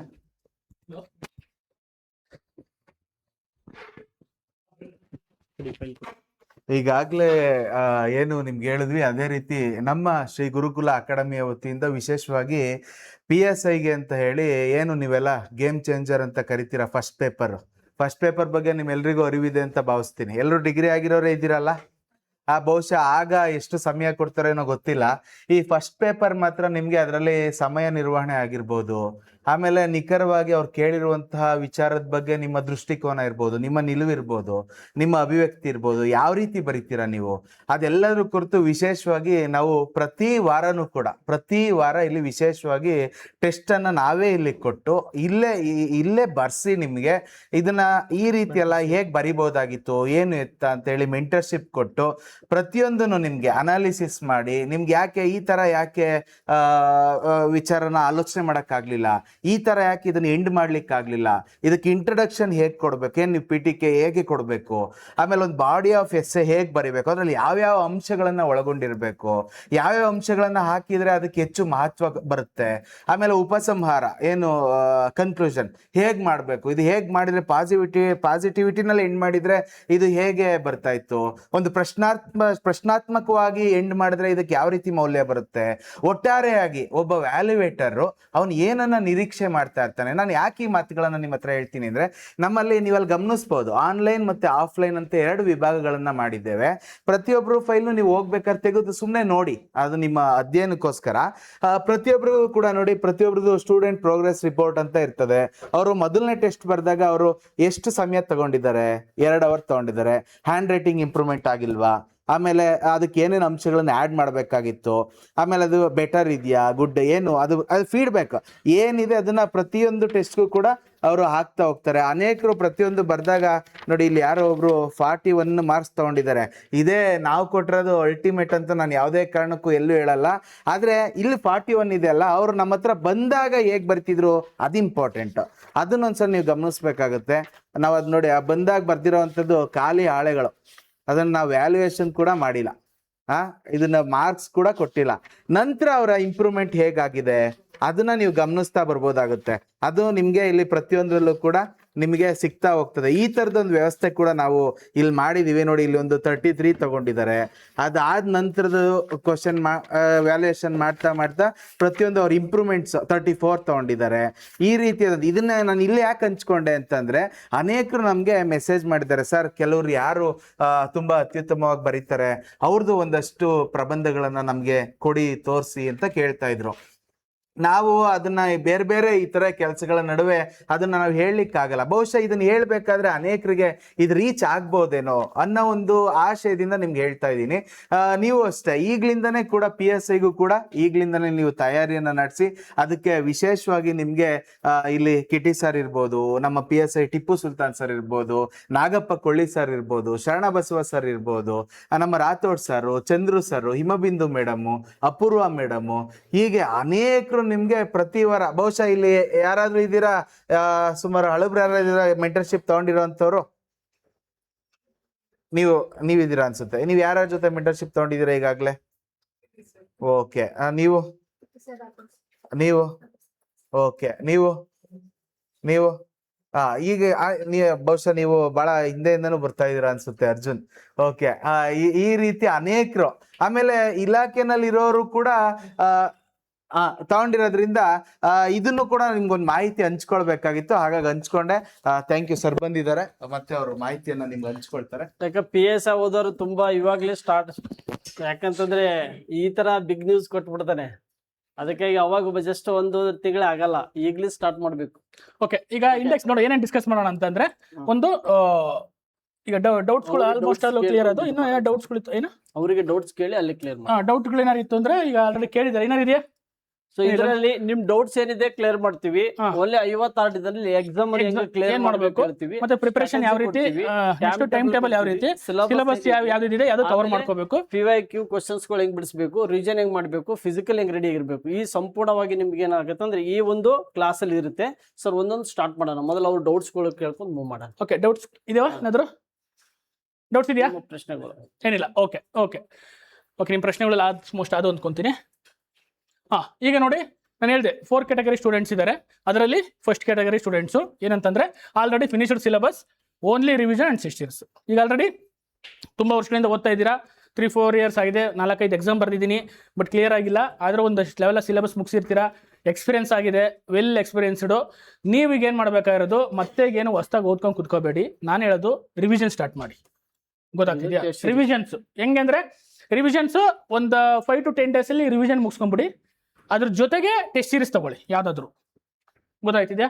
ನಿಮ್ಗೆ ಎಲ್ಲಿ ಮನೇಲಿದ್ರೆ ಆನ್ಲೈನಲ್ಲಿ ಆನ್ಲೈನ್ ತಗೊಳ್ಳಿ, ಆಫ್ಲೈನ್ ಆಫ್ಲೈನ್. ಮನೇಲಿ ಆನ್ಲೈನ್ ಅಂದರೆ ಕಂಪ್ಯೂಟರ್ ಆಗೋದಲ್ಲ, ಅದೇ ಆಫ್ಲೈನ್ ಅಂತ ಹೇಳ್ತಿರೋದು. ಜೆರಾಕ್ಸ್ ತೊಗೊಂಡು ಮನೇಲೆ ಕುತ್ಕೊಂಡು ಅಲ್ಲೇ ಪ್ರಿಪ್ರೇಷನ್ ಮಾಡಿ, ಬೇಕಾದ್ರೆ ಇಲ್ಲಿಗೆ ಬನ್ನಿ, ಅಥವಾ ಬೇರೆ ನಿಮ್ಗೆ ಎಲ್ಲ ಹತ್ರದ ಇನ್ಸ್ಟಿಟ್ಯೂಟು ನಿಮ್ಗೆ ಅನುಕೂಲ ಆಗುತ್ತೋ ಅಲ್ಲೇ ಹೋಗಿ ಟೆಸ್ಟ್ ಸೀರೀಸ್ ಮಾತ್ರ ಬಿಡಬೇಡಿ. ನಾನು ಹೇಳ್ತೀನಿ ಯಾಕೆಂತಂದರೆ, ಈಗ ಆಲ್ರೆಡಿ ನೀವು ಓದಿರ್ತೀರಾ, ಯಾವ್ದು ಓದಿರೋ ಸರಿನೋ ತಪ್ಪೋ ನಾನು ತಿದ್ಕೋಬೇಕು. ಯಾಕೆಂತಂದರೆ ಎಕ್ಸಾಮ್ನ ಒಂದು ಇದಕ್ಕೆ ಎನ್ವೈರನ್ಮೆಂಟ್ಗೆ ಅಡಾಪ್ಟಬಿಲಿಟಿ ಆಗ್ತಾ ಬರಬೇಕು ಇವಾಗಲಿಂದಲೇ. KE ಏನಾಗುತ್ತೆ, ಜಾಸ್ತಿ ಕ್ವಶನ್ಸ್ ಅಟೆಂಡ್ ಮಾಡೋದೇ ನಿಮ್ಗೆ ತುಂಬ ಕಷ್ಟ ಆಗ್ಬಿಡುತ್ತೆ. ಯಾಕೆಂತಂದರೆ 100 ಕ್ವಶನ್ಸ್ ಇರುತ್ತೆ, 100 ಕ್ವಶನ್ಸ್ 90 ಮಿನಿಟ್ಸ್ ಇರುತ್ತೆ. ಮೊದಲು PC ಕ್ವಶನ್ಸ್ ಏನು ಮಾಡ್ತಿದ್ದು, ಬೇಕಾದ್ರೆ 1 ಗಂಟೆಯಲ್ಲಿ ಫಿನಿಶ್ ಮಾಡ್ಬೋದಿತ್ತು, ಯಾಕೆಂದ್ರೆ ಡೈರೆಕ್ಟ್ ಕ್ವಶನ್ಸ್ ಇರ್ತಿತ್ತು. ಬಟ್ ಈಗ ಸ್ಟೇಟ್ಮೆಂಟ್ ವೈಸ್ ಕ್ವಶನ್ ಕೊಡಲಿಲ್ಲ ಅಂತಂದ್ರೂ, ಅಕಸ್ಮಾತ್ PUC ಲೆವೆಲ್ ಇದೆ, ಈ VA ಎಕ್ಸಾಮ್ಸ್ಗಳು ನೋಡಿದ್ರೆ ನಿಮ್ಗೆ ಗೊತ್ತಾಗುತ್ತೆ. ಈ ಏನು KE ನಡೆಸಿದಂಥ SLC PUC 4 ಸ್ವಲ್ಪ ಗ್ರೂಪ್ C ಲೆವೆಲ್ ಆಯಿತು. ನಾನು ಹೇಳ್ತಾ ಇರೋದು PUC ಮಟ್ಟದ ಪರೀಕ್ಷೆಗಳಿಗೆ ಏನೇನು KE ನಡೆಸಿದೆ, ಆ ಕ್ವಶನ್ ಪೇಪರ್ ನೋಡಿದ್ರೆ ಗೊತ್ತಾಗುತ್ತೆ. ಅಲ್ಲೂ ಸಹ ಏನಾಗುತ್ತೆ, ಹೊಂದಿಸಿ ಬರೀರಿ ಈ ಥರ ಕೇಳೋದು. ಅರ್ಥ ಆಗ್ತಿದೆಯಾ? ಈಗ ಕರ್ನಾಟಕದ ಎತ್ತರದ ಪ್ರದೇಶಗಳು ಕೇಳ್ಬಿಟ್ಟು ಅದ್ರದ ಎತ್ತರಗಳನ್ನ ಕೇಳ್ಬಿಡ್ಬಿಡ್ತಾನೆ, ಅಥವಾ ಯಾವ ನದಿಗಳು ಕೇಳ್ಬಿಟ್ಟು ಆ ಉಪನದಿಗಳನ್ನ ಕೇಳ್ತಾನೆ, ಹೊಂದಿಸಿ ಬರೀರಲಿ. ಆದರೆ ಇದರ KSP ಏನು ಮಾಡ್ತಿದ್ದೆ, ಡೈರೆಕ್ಟ್ ಕ್ವಶನ್ಸ್ ಕೇಳ್ಬಿಟ್ಟಿದ್ದ, ಇದು ಕಾವೇರಿ ಉಪನದಿ ಅಂತ ಕೇಳ್ಬಿಟ್ಟು 4 ಆಪ್ಷನ್ ಕೊಟ್ಟಿದ್ದೆ, ನೀವು ಟಿಕ್ ಹಾಕಿ ಬರ್ತಿದ್ದೀರಿ. ಬಟ್ ಇಲ್ಲಿ ಕ್ವಶನ್ ಮಟ್ಟ ಸ್ವಲ್ಪ ಜಾಸ್ತಿನೇ ಇರುತ್ತೆ. ಗೊತ್ತಾಗ್ತಿದೆ? ಅದು ಡಿಫಿಕಲ್ಟಿನೂ ಆಗ್ಬೋದು. ಇನ್ನೂ ನೀವು ಯಾವುದಕ್ಕೆ ಅಲ್ಟ್ರಾ ಡಿಫಿಕಲ್ಟಿಗೆ ರೆಡಿ ಆಗಿರಿ. ಗೊತ್ತಾಗ್ತಿದೆ. ಅವಾಗ ನಿಮ್ಗೆ ಈಸಿ ಬಂದಾಗ ಈಸಿ ಆರಾಮ್ಸೆ ಅಟೆಂಡ್ ಮಾಡ್ತೀರಾ. ನಿಮ್ದು ಟಾರ್ಗೆಟ್ ಏನಾಗಬೇಕು, 100 ಕ್ವಶನ್ಸ್ಗೆ 100 ಕ್ವಶನ್ಸ್ ಅಟೆಂಡ್ ಮಾಡಬೇಕು ವಿತಿನ್ ದಿ ಲೈನ್ ಏನೋ ಟೈಮ್ ಸ್ಪ್ಯಾನ್ 90 ಮಿನಿಟ್ಸ್ ಅಲ್ಲಿ. ಅಲ್ಲಿಗೆ ನಿಮಗೆ ಹಾರ್ಡ್ಲಿ ಎಷ್ಟು ಸಿಗುತ್ತೆ, 50 ಸೆಕೆಂಡ್ ಸಿಗುತ್ತೆ. ಅದಕ್ಕೆ ನೀವು ಟೆಸ್ಟ್ ಸೀರೀಸ್ನ ಚೆನ್ನಾಗಿ ಪ್ರಿಪರೇಷನ್ ಮಾಡಿ. ಸಾಧ್ಯವಾದರೆ ಡೈಲಿ ಒಂದು ಟೆಸ್ಟ್ ಬರೆಯೋಕ್ಕೆ ಟ್ರೈ ಮಾಡಿ. ನೀವು ಸೆಲೆಕ್ಟ್ ಆಗಲೇಬೇಕು ಅನ್ನೋರು. ಗೊತ್ತಾಗ್ತಿದೆಯಾ? ನಿಮ್ಮ ಪಾಸಿಬಿಲಿಟಿ ನೀವು ಮುಗಿದಿದೆ. ಅಕಸ್ಮಾತ್ ಒಂದು 80 to 90% ಸಿಲೆಬಸ್ ಮುಗಿಸಿದೆ, ಇಲ್ಲ ಸಣ್ಣ ಪುಟ್ಟ ಇದೆ ಅಂತಂದ್ರೆ don't worry, keep it side ಇಟ್ಬಿಟ್ಟು ರಿವಿಷನ್ ಸ್ಟಾರ್ಟ್ ಮಾಡಿ. ಈಗ ಓದ್ರನ್ನೆಲ್ಲ ಒಂದ್ಸತಿ ರಿವಿಷನ್ ಮಾಡಿ. ಅರ್ಥ ಆಗ್ತಿದೆಯಾ? ರಿವಿಷನ್ಸ್ ಬಗ್ಗೆ ಹೇಳ್ತೀನಿ ನಾನು, ಎಷ್ಟೈತಿ ರಿವಿಷನ್ ಆಗಬೇಕು ಅನ್ನೋದ್ರಲ್ಲ ಮುಂದೆ. ರಿವಿಷನ್ ಮಾಡಿಬಿಟ್ಟು ಏನು ಮಾಡಿ, ಟೆಸ್ಟ್ ಸೀರೀಸ್ ತಗೊಳ್ಳಿ. ಒಂದು ವೀಕ್ಲಿ ಟೆಸ್ಟ್ ತಗೊಳ್ಳಿ. ಆ ವೀಕ್ಲಿ ಟೆಸ್ಟ್ ವಿತೌಟ್ ಏನು ನೋಡ್ದಂಗೆ ಇಲ್ಲಿ ಯಾವ್ದಾರ ಇನ್ಸ್ಟಿಟ್ಯೂಟಲ್ಲಿ ಕೂತ್ಕೊಂಡು ಬರೀರಿ. ಯಾಕೆಂದ್ರೆ ಆ ಎಕ್ಸಾಮ್ ಎನ್ವೈರನ್ಮೆಂಟು, ಆ ಪ್ರೆಷರ್ ಕ್ರಿಯೇಟ್ ಆಗ್ಬೇಕು ನಿಮಗೆ. ಆ ಪ್ರೆಷರ್ ಎಕ್ಸಾಮ್ ಎನ್ವೈರನ್ಮೆಂಟಲ್ಲಿ ಹೆಂಗೆ ನೀವು ಪರ್ಫಾರ್ಮೆನ್ಸ್ ಮಾಡ್ತೀರ ಅನ್ನೋದು ಟೆಸ್ಟ್ ಮಾಡ್ಕೊಳ್ಳಿ. ನೀವೇ ಟೆಸ್ಟ್ ಮಾಡ್ಕೊಳ್ಳಿ. ಮಾರ್ಕ್ಸ್ ಎಷ್ಟು ಬರುತ್ತೋ ತಲೆ ಕೆಡಿಸ್ಕೊಬೇಡಿ. ಅದನ್ನ ಅನಾಲಿಸಿಸ್ ಮಾಡಿ. ಮತ್ತೆ ಮನೆಗೆ ಹೋಗಿ ಎಲ್ಲಿ ಕ್ವಶನ್ಸ್ ತಪ್ಪಾಯಿತು, ಯಾಕೆ ತಪ್ಪಾಯಿತು, ಎಲ್ಲಿ ಮಿಸ್ಟೇಕ್ ಮಾಡಿದೆ, ನಾನು ಏನು ನಂದು ಇಂಪ್ರೂವ್ಮೆಂಟ್ ಮಾಡ್ಕೋಬೇಕಿತ್ತು, ಯಾವ ಏರಿಯಾ ತಪ್ಪಾಗ್ತಿದೆ, ಫ್ಯಾಕ್ಟ್ ತಪ್ಪಾಗ್ತಿದೆಯಾ, ಕಾನ್ಸೆಪ್ಟ್ ತಪ್ಪಾಗ್ತಿದೆ. ಇಲ್ಲೇನಾಗ್ತಿದೆ, ಜಾಸ್ತಿ ಫ್ಯಾಕ್ಟ್ ಕ್ವಶನ್ಸ್ಗಳು 60-40 ಅನ್ಕೊಂತೀನಿ ನಾನು. ನನ್ನ ಪ್ರಕಾರ 60% ಕಾನ್ಸೆಪ್ಟ್, 40% ಏನ್ ಮಾಡ್ತಾನೆ ಅವನು, ಫ್ಯಾಕ್ಟ್ ಕ್ವಶನ್ಸ್ ಕೇಳ್ತಾನೆ. ಅರ್ಥ ಆಗ್ತಿದೆಯಾ? ಅಂದ್ರೆ ಫ್ಯಾಕ್ಟ್ ಕ್ವಶನ್ ಅಂದ್ರೆ ನೇರವಾದ ಕ್ವಶನ್ಸ್ಗಳು. ಗೊತ್ತಾಗ್ತದೆ, ಫ್ಯಾಕ್ಟ್ ನೆನ್ಪಿಟ್ಕೊಳೋದು. ಈಗ 2000 ಏನು ವುಮೆನ್ ವರ್ಲ್ಡ್ ಕಪ್ನ ಯಾವ ದೇಶ ಗೆಲ್ತು, ಇದು ಫ್ಯಾಕ್ಟ್. ನಿಮಗೆ ಗೊತ್ತಿರಲೇಬೇಕು ಯಾವ ದೇಶ ಗೆಲ್ತು ಅಂತ ಗೊತ್ತಿರಬೇಕು. ಕಾನ್ಸೆಪ್ಟ್ ಅಂತಂದ್ರೆ ಆ ಇಡೀ ವರ್ಲ್ಡ್ ಕಪ್ ಬಗ್ಗೆ ನಿಮಗೆ ಸಂಪೂರ್ಣವಾದ ಮಾಹಿತಿ ಇರಬೇಕು. ಎಲ್ಲಿ ನಡೀತು, ಯಾರು ಗೆದ್ರು, ಅದರಲ್ಲಿ ಮ್ಯಾನ್ ಆಫ್ ದಿ ಮ್ಯಾಚ್ ಯಾವ್ದಾಯ್ತು, ಗೊತ್ತಾಗ್ತಿದ್ಯಾ? ಮತ್ತೆ ಅದು ನಡೆಸೋ ಉದ್ದೇಶ ಏನು, ಎಷ್ಟು ವರ್ಷಕ್ಕೊಂದು ನಡೆಸುತ್ತೆ, ಯಾರು ನಡೆಸ್ತಾರೆ, ಇದೆಲ್ಲ ಏನಾಗುತ್ತೆ ಫುಲ್ ಓವರ್ ಆಗಿ ತಿಳ್ಕೊಂಡಿರ್ಬೇಕು. ಅವಾಗ ಏನಾಗುತ್ತೆ, ಅದನ್ನ ಸ್ಟೇಟ್ಮೆಂಟ್ ವೈಸ್ ಕೇಳಿದಾಗಲೂ ನಿಮ್ಗೆ 2-3 ಸ್ಟೇಟ್ಮೆಂಟ್ ವೈಸ್ ಕೇಳಿದಾಗಲೂ ಆನ್ಸರ್ ಮಾಡೋಕ್ಕೆ ಈಸಿ ಆಗುತ್ತೆ. ಅರ್ಥ ಆಗ್ತಿದೆಯಾ? ಆಮೇಲೆ ಕರೆಂಟ್ ಅಫೇರ್ಸ್ ಬಗ್ಗೆ ಹೇಳ್ತೀನಿ, ತುಂಬಾ ಡೆಪ್ತ್ ಆಗಿ ಹೋಗ್ಕೋಬೇಡಿ ತಲೆ ಕೆಡಿಸ್ಕೊಂಡು. ಯಾಕೆಂದ್ರೆ ಕರೆಂಟ್ ಅಫೇರ್ಸ್ ಒಂಥರ ಟೆಂಪ್ಟ್ ಮಾಡುತ್ತೆ, ಅಂದ್ರೆ ಡ್ರಗ್ಸ್ ಇದ್ದಂಗೆ ಅದು. ಎಷ್ಟು ಓದಿದ್ರು ಓದ್ಬೇಕು, ಅಯ್ಯೋ ಅದು ಬರುತ್ತೆ, ಇದು ನೋಡಿದಲ್ಲಿ ಇಂಪಾರ್ಟೆಂಟ್ ಅದರಲ್ಲಿ. ಆದ್ರೆ ಯಾವ್ದು ಓದ್ಬೇಕು, ಏನು ಓದ್ಬೇಕು ಅನ್ನೋದು ಆ ಕರೆಂಟ್ ಅಫೇರ್ಸ್ ಸೆಕ್ಷನ್ ಬಂದಾಗ ನಾನು ಹೇಳ್ತೀನಿ. ಅರ್ಥ ಆಗ್ತಿದೆಯಾ? ಈಗ ಯಾರಿಗೆ first category students already syllabus done ಆಗಿರೋರು, 1-2-3 ಸತಿ ಎಕ್ಸಾಮ್ ಬರ್ದಿರೋರು, ಕಾನ್ಫಿಡೆಂಟ್ ಆಗಿರಿ, ಪಕ್ಕ ಸೆಲೆಕ್ಷನ್ ಆಗ್ತೀರಿ ನೀವು. ಯಾಕೆಂದ್ರೆ ನೀವು ಇಷ್ಟು ವರ್ಷದ ಅನುಭವ ಇದೆ. ಆ ಅನುಭವ PUC ಎಕ್ಸಾಮ್ ಪಾಸ್ ಮಾಡೋಕ್ಕೆ ಏನಫ್. ಅರ್ಥ ಆಗ್ತಿದೆಯಾ? ನೀವೇನು ಭಯಪಡೋ ಅವಶ್ಯಕತೆ ಇಲ್ಲ. ನೀವು ಬರೀ ಟೆಸ್ಟ್ ಸೀರೀಸ್ ರಿವಿಷನ್ ಇಷ್ಟು ಮಾಡ್ಕೊಂಡು ಹೋಗ್ರಿ. ಕರೆಕ್ಟಾಗಿ ಬರೀರಿ, ರಿವಿಷನ್ ಮಾಡ್ಕೊಳ್ಳಿ, ಟೆಸ್ಟ್ ಸೀರೀಸ್ ಬರೀರಿ. ಗೊತ್ತಾಗ್ತಿದ್ಯಾ? ಇದನ್ನು ಮಾಡಿಕೊಂಡು ನೀವೇನು ಮಾಡಿ, ಫಸ್ಟ್ ಕ್ಯಾಟಗರಿ ಸ್ಟೂಡೆಂಟ್ಸ್ ಮಾಡ್ಕೊಳ್ಳಿ. ಗೊತ್ತಾಗ್ತಿದ್ಯಾ? ನೀವು ಏನಾದ್ರು ಮಿಕ್ಕಿದ ಸಿಲೆಬಸ್ ಇದ್ರೆ ಒಂದು 5 to 10 days, ಒಂದು 5 to 6 days ಹಾಕೊಂಡು ಯಾವ್ದಾದ್ರು ಉಳಿದಿರೋ ಸಿಲೆಬಸ್ನ ಕವರ್ ಮಾಡ್ಕೊಳ್ಳಿ. ಟೈಮ್ ಟೇಬಲ್ ಪ್ಲಾನ್ ಮಾಡೋದು ಹೇಳ್ಕೊಡ್ತೀನಿ ನಾನು ನಿಮಗೆ. ಅರ್ಥ ಆಗ್ತಿದ್ಯಾ? ಅಥವಾ ನೀವೇ ಟೈಮ್ ಟೇಬಲ್ ಮಾಡ್ಕೊಂಡು ಒಂದು ಕವರ್ ಮಾಡ್ಕೊಳ್ಳಿ. ಇನ್ನು 50% ಅಂದ್ರೆ ಸೆಕೆಂಡ್ ಕ್ಯಾಟಗರಿ ಸ್ಟೂಡೆಂಟ್ಸ್ ಏನಂದ್ರೆ ಸ್ಟಾರ್ಟ್ ಮಾಡಿದ್ದೀರಾ, ಆಲ್ರೆಡಿ ಏನಾಗಿದೆ, ಒಂದು 2-3 ಮಂತ್ಸ್ ಆಗಿದೆ, ಸಿಲೆಬಸ್ ಇನ್ನೂ ಪೆಂಡಿಂಗ್ ಇದೆ. ಗೊತ್ತಾಗ್ತಿದ್ಯಾ? ಅಂದ್ರೆ ನೀವೇನ್ ಮಾಡ್ಬೇಕು, ಸ್ಪೀಡ್ ಅಪ್ ಮಾಡ್ಬೇಕು ಸ್ವಲ್ಪ. ಗೊತ್ತಾಗ್ತಿದ್ಯಾ? ಬೇಗ ಮುಗ್ಸಕ್ಕೆ ಟ್ರೈ ಮಾಡಬೇಕು. ಅಟ್ಲೀಸ್ಟ್ ಒಂದು ಟೈಮ್ ಮಾಡ್ಕೊಳ್ಳಿ, ಇಷ್ಟು ದಿನದೊಳಗೆ ನಾನು ಇಷ್ಟು ಸಿಲೆಬಸ್ ಕಂಪ್ಲೀಟ್ ಮಾಡಬೇಕು. ಎಷ್ಟಾಗುತ್ತೋ ಅಷ್ಟು ಕಂಪ್ಲೀಟ್ ಮಾಡಿ.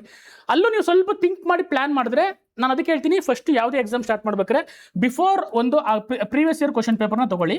ಆ ಪ್ರೀವಿಯಸ್ ಇಯರ್ ಕ್ವಶನ್ ಪೇಪರ್ ತಗೊಂಡು, ಇದು ಸೆಕೆಂಡ್ ಕ್ಯಾಟಗರಿ ಅವ್ರು ಹೇಳ್ತಾ ಇದ್ದೀನಿ, PYQ ತಗೊಂಡ್ಬಿಟ್ಟು ಆ PYQ ನಲ್ಲಿ ಯಾವ್ದು ಇಂಪಾರ್ಟೆಂಟ್ ಟಾಪಿಕ್ಸ್ನ ರಿಪೀಟ್ ಆಗಿದೆ ಅಂದ್ರೆ ನೀವು ಅದನ್ನ ಅಟ್ಲೀಸ್ಟ್ ಒಂದು 10-15 ಕ್ವಶನ್ ಪೇಪರ್ ಅನಾಲಿಸಿಸ್ ಮಾಡಬೇಕು.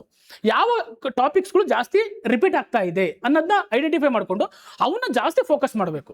ಗೊತ್ತಾಗ್ತಿದೆಯಾ? ಅಂದ್ರೆ ಆಲ್ರೆಡಿ ಅರ್ಧ ಸಿಲೆಬಸ್ ಮುಗಿಸಿದ್ದೀನಿ, ಇನ್ನು ಸ್ವಲ್ಪ ಪೆಂಡಿಂಗ್ ಇದೆ. ನಾನು ಏನಾದರೂ ಮಾಡಿ ಈ ಸತಿ ಗೆಟಿನ್ ಆಗಲೇಬೇಕು ಅಂತಂದ್ರೆ ಎಕ್ಸಾಮ್ ಓರಿಯೆಂಟೆಡ್ ಫೋಕಸ್ ಅಂತ ಕರೀತಾರೆ. ಗೊತ್ತಾಗ್ತಿದೆಯಾ? ಎಕ್ಸಾಮ್ ಅಂದ್ರೆ ನಾನು ಎಕ್ಸಾಮಲ್ಲಿ ಏನು ಬರುತ್ತೆ ಅದನ್ನ ಮಾತ್ರ ಓದ್ತೀನಿ. ಗೊತ್ತಾಗ್ತದೆ ಈ ಸ್ಟ್ರಾಟಜಿ. ಇದಿಟ್ಕೊಂಡು PYQ ಕ್ವಶನ್ ಅನಾಲಿಸಿಸ್ ಮಾಡಿ ಯಾವ ಟಾಪಿಕ್ ಜಾಸ್ತಿ ಫೋಕಸ್ ಆಗ್ತಿದೆ, ಯಾವ ಟಾಪಿಕ್ನ ಜಾಸ್ತಿ KE ಎಕ್ಸ್ಪೆಕ್ಟ್ ಮಾಡ್ತಿದ್ದೀನಿ, ಯಾವ ಲೆವೆಲ್ಗೆ ಎಕ್ಸ್ಪೆಕ್ಟ್ ಮಾಡ್ತಿದ್ದೀನಿ ಅಂತ ಚೂರು ತಿಳ್ಕೊಂಡು ಅವ್ರ ಬಗ್ಗೆ ಸುತ್ತಮುತ್ತ ಸ್ವಲ್ಪ ಓದ್ಕೊಳೋದು. ಗೊತ್ತಾಗ್ತಿದ್ಯಾ? ಇದೆಲ್ಲ ಇದು ಇಡಿಯಾಗಿ ಓದೋದು. ಹಿಂದೆ ಅಂದ್ರೆ ಇಡಿಯಾಗಾದ್ರೆ ಇಡೀ ಎಲ್ಲ ಸಿಲೆಬಸ್ ಓದ್ಬಿಟ್ಟಿದ್ದೀನಿ ನಾನು. ರಿವಿಷನ್ ಮಾಡೋದು ನಂಗೆ ಯಾವುದು ಕೇಳೋ ಡೌಟ್ ಇಲ್ಲ, ನಾನು ಕ್ಲಿಯರ್ ಇದ್ದೀನಿ. ಇದು ಬಿಡಿಯಾಗಿ ಓದೋದು. ಅಲ್ಲಿ ಸ್ವಲ್ಪ ಇಲ್ಲೊಂದು ಸ್ವಲ್ಪ ತಗೊಂಡು ಅಕಸ್ಮಾತ್ ಏನಾದರೂ ನೀವು ಇದು ಏನೋ ನೀವು ಓದಿದ್ದು ಏನಾದ್ರು ಬಂತಂದ್ರೆ ಏನು ಮಾಡೋಕ್ಕಾಗಲ್ಲ, ಅಕ್ಸೆಪ್ಟ್ ಮಾಡಲೇಬೇಕು. ಗೊತ್ತಾಗ್ತಿದ್ಯಾ?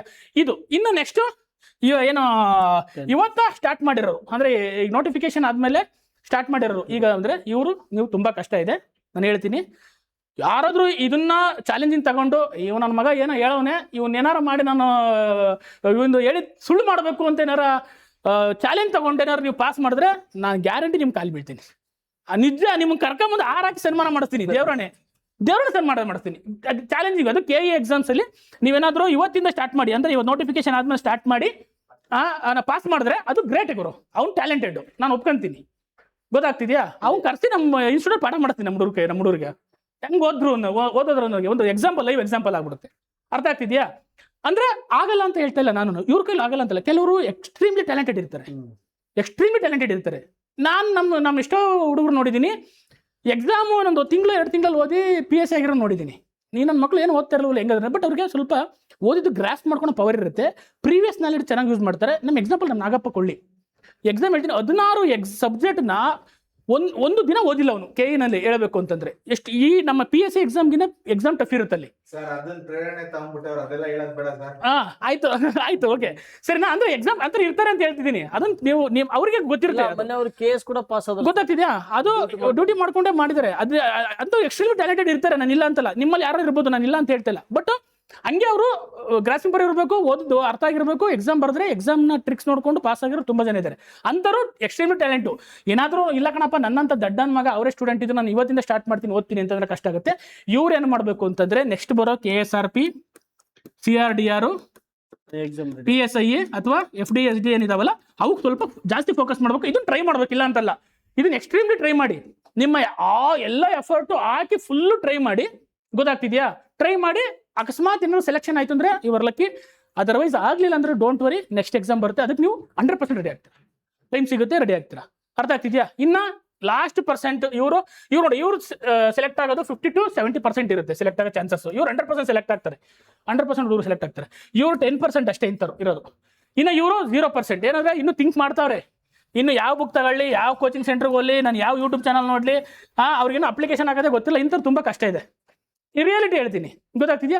ಈ ಕೆಟಗರಿಯಲ್ಲಿ ನಮ್ಮ ಹುಡುಗರು ಯಾರು ಇಲ್ಲ, ಇಲ್ಲಿ ಬಂದರೆ ಯಾರು ಇರಲ್ಲ ನನ್ನ ಪ್ರಕಾರ. ಯಾಕೆಂತಂದ್ರೆ ಇಲ್ಲಿವರೆಗೆ ಬಂದಿದ್ದೀರ ಅಂದ್ರೆ ನೀವೆಲ್ಲ ಫಸ್ಟ್ ಸೆಕೆಂಡ್ ಕ್ಯಾಟಗರಿಯಲ್ಲಿ ಇರ್ತೀರಾ ನನ್ನ ಪ್ರಕಾರ. ಅರ್ಥ ಆಗ್ತಿದ್ಯಾ? ಹಂಗಾಗಿ ನೀವು ಥಿಂಕ್ ಮಾಡಿ. ನೀವೇನು ಮಾಡಬೇಕು, ಸ್ವಲ್ಪ ಪ್ಲ್ಯಾನ್ ಇಟ್ಕೊಂಡು ಮುಂದಿನ ಯಾವ ಎಕ್ಸಾಮ್ ಬರುತ್ತೆ ಅಂತ ಫೋಕಸ್ ಮಾಡ್ಕೊಂಡು ಈಗಲೇ ಒಂದು ಕೋಚಿಂಗ್ ಮಾಡ್ಕೊಂಡು ಯಾರು ಮೆಂಟರ್ಶಿಪ್ ತಗೊಂಡು ಅದು ಸುಮ್ಮನೆ ಕೂತ್ಕೊಂಡು ಈಗಲಿಂದ ಬೇಸಿಕ್ ಬುಕ್ ಎಲ್ಲ ಓದೋಕೆ ಸ್ಟಾರ್ಟ್ ಮಾಡಿ ಪ್ರಿಪೇರ್ ಆಗಬೇಕು. 0 ಇಂದ ಸ್ಟಾರ್ಟ್ ಮಾಡ್ತಿರೋರು. ಗೊತ್ತಾಗ್ತಿದ್ಯಾ? ಇವ್ರದ್ದು ನೆಕ್ಸ್ಟು ಈಗ ಸ್ಟಡಿ ಪ್ಲಾನ್ ಏನಂತಂದ್ರೆ ಎಷ್ಟು ದಿನ, 56 ದಿನನಾ? ಇವತ್ತು ಒಂದು ದಿನ ಹೋದ್ರೆ 55 ಅನ್ಸುತ್ತಲ್ಲ, 55 ದಿನ. ನೋಡಿ ನಾನು ಹೇಳೋದು 5 ದಿನ ಅಥವಾ 6 ದಿನ ಅಂದ್ಕೊಳ್ಳಿ, ಒಂದು 7 ದಿನ ಅಂದ್ಕೊಳ್ಳಿ. KE ಕ್ವಶನ್ ಪೇಪರ್ ಅನಾಲಿಸಿಸ್ ಮಾಡಿ. ಗೊತ್ತಾಗ್ತಿದ್ಯಾ? KE ಕ್ವಶನ್ಸ್ ಎಷ್ಟು ಕ್ವಶನ್ ಪೇಪರ್ ಸಿಕ್ಕಿದಾವೆ ನನ್ನ ಪ್ರಕಾರ ಯಾವುದು ಸಾಲುಡ್ ತಗೋಬೇಡಿ. ನಾನು ಹೇಳ್ತೀನಿ ಯಾಕೆ ಅಂತಂದ್ರೆ ಸಾಲುಡ್ ತಗೊಂಡ್ರೆ ನಿಮ್ಗೆ ಏನಾಗುತ್ತೆ, ಆನ್ಸರ್ ಇರಬಾರ್ದು. ಗೊತ್ತಾಗ್ತಿದ್ಯಾ? ರಾ ಕ್ವಶನ್ ಪೇಪರ್ ತಗೊಂಡು ಸುಮ್ಮನೆ ಅನಾಲಿಸಿಸ್ ಮಾಡ್ತಾ ಹೋಗಿ, ಸಾಲ್ವ್ ಮಾಡಕ್ಕೆ ಟ್ರೈ ಮಾಡಿ. ಎಷ್ಟು ಕ್ವಶನ್ಸಿಗೆ ಬರ್ತವೆ, ಬರಲಿಲ್ಲ ಅಂದ್ರೆ ಗಾಬರಿ ಆಗೋಕೆ ಹೋಗ್ಬೇಡಿ. ಗೊತ್ತಾಗುತ್ತೆ ಏನು ಓದಬೇಕು, ಏನು ರಿವಿಷನ್ ಮಾಡಬೇಕು, ಯಾವ್ದು ಟಫ್ ಇದೆ, ಯಾವ್ದ್ರಲ್ಲಿ ಈಸಿ ಇದೆ ಅಂತ ಗೊತ್ತಾಗುತ್ತೆ. ಗೊತ್ತಾಗ್ತಿದ್ಯಾ? ಅವಾಗ ನಿಮ್ಗೊಂದು ಐಡಿಯಾನು ಬರುತ್ತೆ ಯಾವ ಟಾಪಿಕ್ ಮೇಲೆ ಜಾಸ್ತಿ ಫೋಕಸ್ ಮಾಡ್ತಾ ಇದ್ದೇನೆ ಅಂತ ಗೊತ್ತಾಗುತ್ತೆ. ಮತ್ತೆ ಕರೆಂಟ್ ಅಫೇರ್ಸ್ ಅಷ್ಟೇ, ಯಾವ ಕರೆಂಟ್ ಅಫೇರ್ಸ್ನ ಜಾಸ್ತಿ ಕೇಳ್ತಾ ಇದ್ದೇನೆ. ನೀವೇನಾದ್ರು ಒಂದು 10 ರಿಂದ 15 ಕ್ವಶನ್ ಸಾಲ್ವ್ ಮಾಡಿದಾಗ ಯಾವ ಕರೆಂಟ್ ಅಫೇರ್ಸ್ನ ಫೋಕಸ್ ಮಾಡ್ತಾನೆ, ಯಾವ ಸ್ಪೋರ್ಟ್ಸ್ ಬಗ್ಗೆ ಜಾಸ್ತಿ ಕೇಳ್ತಾ ಇದ್ದೇನೆ. ಗೊತ್ತಾಗ್ತಿದ್ಯಾ? ಕರೆಂಟ್ ಅಫೇರ್ಸ್ ಸುಮ್ಮನೆ ಇರುತ್ತೆ. ಅವಾಗ ಏನು ಮಾಡಬೇಕು, ನಿಮ್ಗೆ ಅಲ್ಲಿ ಒಂದು ಇನ್ಸೈಟ್ ಸಿಗುತ್ತೆ. ಇನ್ಸೈಟ್ಸ್ ಅಂದ್ರೆ ನಾನು ಏನು ಓದಬೇಕು ಅನ್ನೋದು ಸಿಗುತ್ತೆ. ಅದನ್ನ ತಗೊಂಡು ಕರೆಂಟ್ ಅಫೇರ್ಸ್ ಓದಬೇಕು, ನೀವು ಅಪ್ಲೈ ಮಾಡ್ಕೋಬೇಕು. ಅರ್ಥ ಆಗ್ತಿದ್ಯಾ? ಯಾವ ಸ್ಪೋರ್ಟ್ಸ್ ಬಗ್ಗೆ ಕೇಳ್ತಾ ಇದ್ದಾನೆ, ಯಾವ ಪ್ರಶಸ್ತಿಗಳ ಬಗ್ಗೆ ಕೇಳ್ತಿದ್ದಾನೆ, ಯಾವ ಟ್ರೈಬ್ಸ್ ಬಗ್ಗೆ ಜಾಸ್ತಿ ಕೇಳ್ತಾ ಇದ್ದಾನೆ. ಆಮೇಲೆ ಎಲ್ಲ ಟ್ರೈಬ್ಸ್ ಓದ್ಕೊಂಡು ಕೂಡ ಅವಶ್ಯಕತೆ ಇಲ್ಲ, ಎಲ್ಲ ಸ್ಪೋರ್ಟ್ಸ್ ಬಗ್ಗೆ ಓದೋ ಅವಶ್ಯಕತೆ ಇಲ್ಲ. ಗೊತ್ತಾಗ್ತಿದ್ಯಾ? ಅರ್ಥ ಆಗ್ತಿದ್ಯಾ? ಆಮೇಲೆ ಕರೆಂಟ್ ಅಫೇರ್ಸ್ ಎಷ್ಟು ದಿನದ ಓದಬೇಕು ಅನ್ನೋದು ನಾನು ಮುಂದೆ ಹೇಳ್ತೀನಿ, ಹೆಂಗೆ ಓದಬೇಕು ಅನ್ನೋದು ಹೇಳ್ತೀನಿ. ನಾನು ಯಾವ ಮ್ಯಾಗ್ಝಿನ್ ಬೇಕಾರೋ ನಿಮ್ಗೆ ಹೇಳೋಣ, ಆಯ್ತಾ? Previous group question paper analyse ಮಾಡಿದಾಗ ಒಂದು ಬ್ರೀಫ್ ಐಡಿಯಾ ಸಿಗುತ್ತೆ, ಯಾವ ಥರ ಕ್ವಶನ್ ಪೇಪರ್ ಇರ್ಬೋದು, ಏನು ಎಕ್ಸಾಮ್ ಕ್ವಶನ್ಸ್ ಕೇಳ್ಬೋದು ಅಂತ. ನೀವು group C level question paper solve ಮಾಡಿದ್ರೆ ನಿಮಗೆ PC ಈಸಿಯಾಗಿ ಹೋಗ್ಬಿಡುತ್ತೆ. ಅರ್ಥ ಆಗ್ತಿದ್ಯಾ? Group C level question paper AB, group C level question paper solve ಮಾಡಿಬಿಟ್ರೆ ನಿಮಗೆ PUC ಲೆವೆಲ್ದು ಈಸಿನೇ ಅನ್ಸ್ಬಿಡುತ್ತೆ ನಿಮಗೆ. ಅರ್ಥ ಆಗ್ತಿದ್ಯಾ? ಆಮೇಲೆ ನಂಗೆ ಆನ್ಸರ್ ಬರ್ತಿಲ್ಲ ಅಂತ ತಲೆ ಕೆಡ್ಸ್ಕೊಂಡು ಕೂತ್ಕೋಬೇಡಿ. ಗೊತ್ತಾಗ್ತಿದ್ಯಾ? ನಿಮ್ಗೆ ಓದೋಕೆ ಒಂದು ಮೋಟಿವೇಶನ್ ಸಿಗುತ್ತೆ, ಎಲ್ಲಿ ನಾನು ಓದಬೇಕು, ಯಾವುದನ್ನ ಜಾಸ್ತಿ ರಿಪಿಟೇಷನ್ ಮಾಡಬೇಕು ಅನ್ನೋದ್ರ ಬಗ್ಗೆ ಗೊತ್ತಾಗುತ್ತೆ. ನೆಕ್ಸ್ಟ್ ಇನ್ನು 40 ಡೇಸು ನಿಮ್ಮ ಸಿಲೆಬಸ್ ಮುಗ್ಸೋಕ್ಕೆ. ಮತ್ತೆ ಈಗ ಹೇಳಿದೆ ನೆಕ್ಸ್ಟ್ ಒಂದು 5 ಸಬ್ಜೆಕ್ಟ್ಸು ಇಂಟು 8 ಅಥವಾ 8 ಸಬ್ಜೆಕ್ಟು ಇಂಟು 5 ಡೇಸು ಅಂದ್ಕೊಳ್ಳಿ. ಗೊತ್ತಾಯ್ತು? 5 ದಿನಕ್ಕೆ ಒಂದು ಸಬ್ಜೆಕ್ಟ್ ಮುಗಿಸಿದ್ರೆ 8 ರಿಂದ 10 ಸಬ್ಜೆಕ್ಟ್ಸ್ಗಳನ್ನ ಮುಗಿಸ್ಬೋದು, ಮೇಜರ್ ಸಬ್ಜೆಕ್ಟು. ಈಗ ಏನೋ ನಾನು ಹೇಳ್ತಾರೆ ರಿವಿಷನ್ಸ್ ಓದೋದು ಅಂದರೆ 0 ಇಂದ ಸ್ಟಾರ್ಟ್ ಮಾಡೋಕ್ಕಾಗಲ್ಲ, ರಿವಿಷನ್ ಮಾಡಬೇಕು, ಮೇಲೆ ಓದ್ಕೊಂಡು ಹೋಗ್ಬೇಕು. ಗೊತ್ತಾಗ್ತಿದ್ಯಾ? ಅಂದರೆ ಈಗ ಆಲ್ರೆಡಿ ಓದಿರೋರು. ಗೊತ್ತಾಗ್ತಿದ್ಯಾ? ಅರ್ಧಂಬರ್ಧ ಸಿಲೆಬಸ್ ಮುಗಿಸಿರೋರು ಸ್ವಲ್ಪ ಹೇಳ್ದೆ, ಅವಾಗಲೇ ಹೇಳಿದ್ನಲ್ಲ, ಆ ಥರ ಪ್ಲಾನ್ ಮಾಡಿಕೊಂಡು ಯಾವ ಟಾಪಿಕ್ಸ್ನ ಓದಬೇಕು ಅದನ್ನು ಬೇಗ ಮುಗಿಸ್ಕೋಬೇಕು. ಈ 40 ಡೇಸು ನಿಮ್ಮ ಪ್ಲಾನ್ ಮಾಡ್ಕೊಳ್ಳಿ ಏನು ಮಾಡಬೇಕು ಅಂತ ಅನ್ನೋದ್ರ ಬಗ್ಗೆ. ಅರ್ಥ ಆಗ್ತಿದ್ಯಾ? ಇದು ನಿಮ್ಮ ನೀವೇ ಕಸ್ಟಮೈಸ್ ಮಾಡ್ಕೊಳ್ಳಿ. ಕಸ್ಟಮೈಸ್ ಅಂದರೆ ನಿಮಗೆ ಗೊತ್ತಿರುತ್ತೆ ನಾನು ಯಾವ ಸಬ್ಜೆಕ್ಟಲ್ಲಿ ವೀಕ್ ಇದ್ದೀನಿ, ಯಾವ ಸಬ್ಜೆಕ್ಟಲ್ಲಿ ಸ್ಟ್ರಾಂಗ್ ಇದ್ದೀನಿ, ಯಾವ ಸಬ್ಜೆಕ್ಟ್ ಜಾಸ್ತಿ ಓದಬೇಕು, ಯಾವ ಸಬ್ಜೆಕ್ಟ್ ಕಡಿಮೆ ಓದಬೇಕು ಅನ್ನೋದು ಗೊತ್ತಿರುತ್ತೆ. ಓಕೆನಾ? ಈಗ ಅಟ್ಲೀಸ್ಟ್ ನೀವು ನಾನು ಹೇಳ್ತಿರೋದು ಒಂದು 12 ಅವರ್ಸು ಓದಲೇಬೇಕು ನನ್ನ ಪ್ರಕಾರ. ಸಿಲೆಬಸ್ ಮುಗಿಬೋದು 12 to 15 ಅವರ್ಸ್ ಸ್ಟ್ರೆಚ್ ಮಾಡಿ, ಏನಾದರೂ ಮಾಡಿ. ಒಂದು 15 ಅವರ್ ಅಂದರೆ ಇನ್ಕ್ಲೂಡ್ ಡಿಸ್ಕಷನ್ನು, ಅದು ಓದೋದು, ಅದು ಕ್ವಶನ್ ಪೇಪರ್ ಸಾಲ್ವ್ ಮಾಡೋದೆಲ್ಲ ಸೇರಿ ಟೋಟಲ್ ಅವರ್ ನಿಮ್ಮ ಸ್ಟಡಿ 15 ಅವರ್ ಆಗಬೇಕು. ಹೆಂಗಾದರೂ ಮಾಡಿ.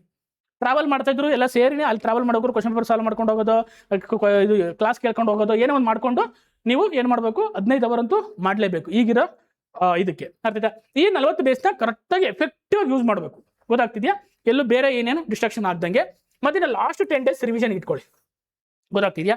ಇದ್ರ ಜೊತೆಗೆ ಎವ್ರಿ ಸಂಡೇ ಟೆಸ್ಟ್ ಬರೀರಿ, ಗೊತ್ತಾಗ್ತಿದ್ಯಾ? ಟೆಸ್ಟ್ ಸೀರೀಸ್ನ ಬರಿತಾ ಹೋಗಿ, ಕಂಡಕ್ಟ್ ಮಾಡೋದು ಅಥವಾ ಮನೇಲೆ ಕೂತ್ಕೊಂಡು ಡೈಲಿ ಒಂದು 10-20 ಕ್ವಶನ್ಸ್ ಬಿಡಿಸಿದ್ರು ಆಗುತ್ತೆ. ಬಟ್ ಎವ್ರಿ ಸಂಡೇ ಟೆಸ್ಟ್ ಬರೋದ್ರೆ ಏನಾಗುತ್ತೆ ಅಂದ್ರೆ ನಿಮಗೆ ಇಂಪ್ರೂವ್ಮೆಂಟ್ ಆಗೋಕೆ ನಿಮ್ಗೆ ಏನಾಗುತ್ತೆ, ಒಂದು ಇದು ಸಿಗುತ್ತೆ, ಎಲ್ಲಿ ನಾನು ತಪ್ಪು ಮಾಡ್ತಿದ್ದೀನಿ, ಯಾಕೆ ತಪ್ಪಾಯ್ತು ನನ್ನ ಅನಾಲಿಸಿಸ್ ಮಾಡ್ಕೊಂಡು ಅದನ್ನ ಇಂಪ್ರೂವ್ಮೆಂಟ್ ಮಾಡ್ಕೋಬಹುದು. ಟೆಸ್ಟ್ ಸೀರೀಸ್ ಎಷ್ಟು ಬರೀತೀರಾ, ಮಾರ್ಕ್ ಟೆಸ್ಟ್ ಎಷ್ಟು ಬರೀತೀರಾ ನಿಮಗೆ ಒಳ್ಳೇದು, ನಿಮ್ಮನ್ನು ನೀವು ಟೆಸ್ಟ್ ಮಾಡ್ಕೊಂತೀರಾ. ಒಂಥರ ಏನೋ ಇದು ಏನೋ ನೆಟ್ ಪ್ರಾಕ್ಟೀಸ್ ಇದ್ದಂಗೆ, ಮ್ಯಾಚ್ಗೆ ಹೋಗೋಕೆ ಮುಂಚೆ ನೆಟ್ ಪ್ರಾಕ್ಟೀಸ್ ಇದ್ದಂಗೆ, ಗೊತ್ತಾಗುತ್ತೆ. ತಪ್ಪು ಸರಿ ಎಲ್ಲ ಇಲ್ಲೇ ಆಗೋಗುತ್ತೆ ಮಾರ್ಕಿಂಗ್. ಆಮೇಲೆ ಇನ್ನೊಂದು 5 ಆಪ್ಷನ್ಸ್ ಕೊಟ್ಟಿರ್ತಾನೆ, ಅಂತ 5 OMR ಅಲ್ಲಿ ಏನಾಗುತ್ತೆ 5 ಇರುತ್ತೆ. ನೀವೇನಾದ್ರು ಯಾವ್ದಾದ್ರು ಆನ್ಸರ್ ಮಾಡಲಿಲ್ಲ ಅಂದ್ರೆ ಇದನ್ನು 5ನೇದಕ್ಕೆ ಮಾರ್ಕ್ ಮಾಡಬೇಕಾಗುತ್ತೆ KE-ನಲ್ಲಿ, ಗೊತ್ತಾಗ್ತಿದೆಯಾ? ಅದು ಈಗಲಿಂದಲೇ ಪ್ರಾಕ್ಟೀಸ್ ಮಾಡ್ಕೊಳ್ಳಿ. ಯಾಕೆ ಅಂತಂದ್ರೆ ತುಂಬಾ ಜನ 4ನೇದು ಮಾರ್ಕ್ ಮಾಡಿ 5ಕ್ಕೆ ಮಾರ್ಕ್ ಮಾಡಿದ್ದಾರೆ ತುಂಬಾ ಜನ, ಗೊತ್ತಾಗ್ತಿದ್ಯಾ? ಯಾಕೆಂದ್ರೆ ಫಸ್ಟ್ ಟೈಮ್ ಮಾಡೋರು, ಇದು ಎಸ್ಪೆಷಲಿ ಫಸ್ಟ್ ಟೈಮ್ ಎಕ್ಸಾಮ್ ಬರೀತಾರೋ ಫಸ್ಟ್ ಟೈಮ್ ಬರೀತಾರೋರಿಗೆ ಅನುಭವ ಆಗಿರುತ್ತೆ. ಇವನ್ KE ಎಕ್ಸಾಮ್ ಯಾರು ಬರ್ದಿಲ್ಲ, ನಾನು KSP ಬರ್ದಿದ್ದೆ, KE-ನವ್ರು ಬರ್ದಿಲ್ಲ, 5 ಆಪ್ಷನ್ ಯಾವುದು ಅಟೆಂಡ್ ಬರ್ದಿರಲ್ಲ, 5 ಆಪ್ಷನ್ ಬರ್ದಿರಲ್ವಾ? ಇದೇ ಫಸ್ಟ್ ಟೈಮ್ ಇಂಟ್ರೊಡ್ಯೂಸ್ ಮಾಡ್ತಿರೋದವರು. ಇಂಟ್ರೊಡ್ಯೂಸ್ ಆಗಿದೆ ತಾನೇ, ಅದು KE-ನಲ್ಲಿ ಮಾಡ್ತಿದ್ದಾರೆ, ನೀವು ಬರ್ದಿಲ್ಲ. ಓಕೆ, ನೀವು ಬರ್ದಿಲ್ವಾ? ಓಕೆ, ಇನ್ನು ಎಷ್ಟಾಗುತ್ತೆ, 5 ಆಪ್ಷನ್ಗೆ ಏನಾಗುತ್ತೆ, ನಾನು ಎಷ್ಟು ಸತಿ 4 ಆಪ್ಷನ್ಸ್ ಇದ್ದಾಗಲೇ ನಾವು C ಮಾರ್ಕ್ ಮಾಡಿ D ಮಾರ್ಕ್ ಮಾಡಿರ್ತೀವಿ.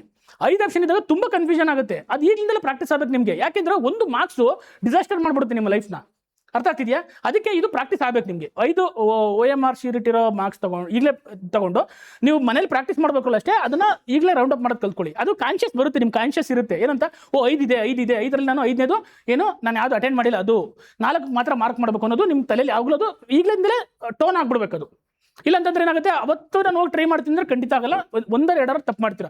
1 ಅಥವಾ 2 ಮಿಸ್ಟೇಕ್ಸು ನಿಮ್ಮನ್ನ ಖಂಡಿತ ನಿಮ್ಮ ಲಿಸ್ಟಿಂದ ಹೊರಗಡೆ ಇಟ್ಬಿಡುತ್ತೆ, ಗೊತ್ತಾಗ್ತಿದೆಯಾ? ತಪ್ಪು ಮಾಡಂಗೆ ಇಲ್ಲ ಈ ಸತಿ ಮಾತ್ರ. ಯಾಕೆಂದ್ರೆ ಇವತ್ತು ಸತಿ PEC ಕರೆದವನೇ ಇನ್ನು ಯಾವ ವರ್ಷ ಕರೆತಾನೋ ಗೊತ್ತಿಲ್ಲ, ದೇವ್ರಣ. ಇವರು ಸರ್ಕಾರದ ಮುಗಿತಾ ಬಂತು, ಇನ್ನು 2 ವರ್ಷ ಇದೆ. ಇದೇ ನಂದು ಲಾಸ್ಟ್ CPC ನೋಟಿಫಿಕೇಶನ್ಸ್ ಇದೆ, ಸಿವಿಲ್, KSRP, PSI ಅಥವಾ ಟೀಚರ್ ಪೋಸ್ಟ್ ಏನಿದೆ ಇವೇ. ಇನ್ಯಾವ ಮುಂದೆ ನನ್ನ ಪ್ರಕಾರ ಆಗಲ್ಲ. ಇನ್ನು 2 ವರ್ಷ ಆದರೆ ಇನ್ನು 1 ವರ್ಷ ಎಲೆಕ್ಷನ್ಗೆ ಹೋಗ್ಬಿಡುತ್ತೆ, ಅಲ್ಲಿ ಗ್ಯಾಪ್ ಆಗಿಬಿಡುತ್ತೆ.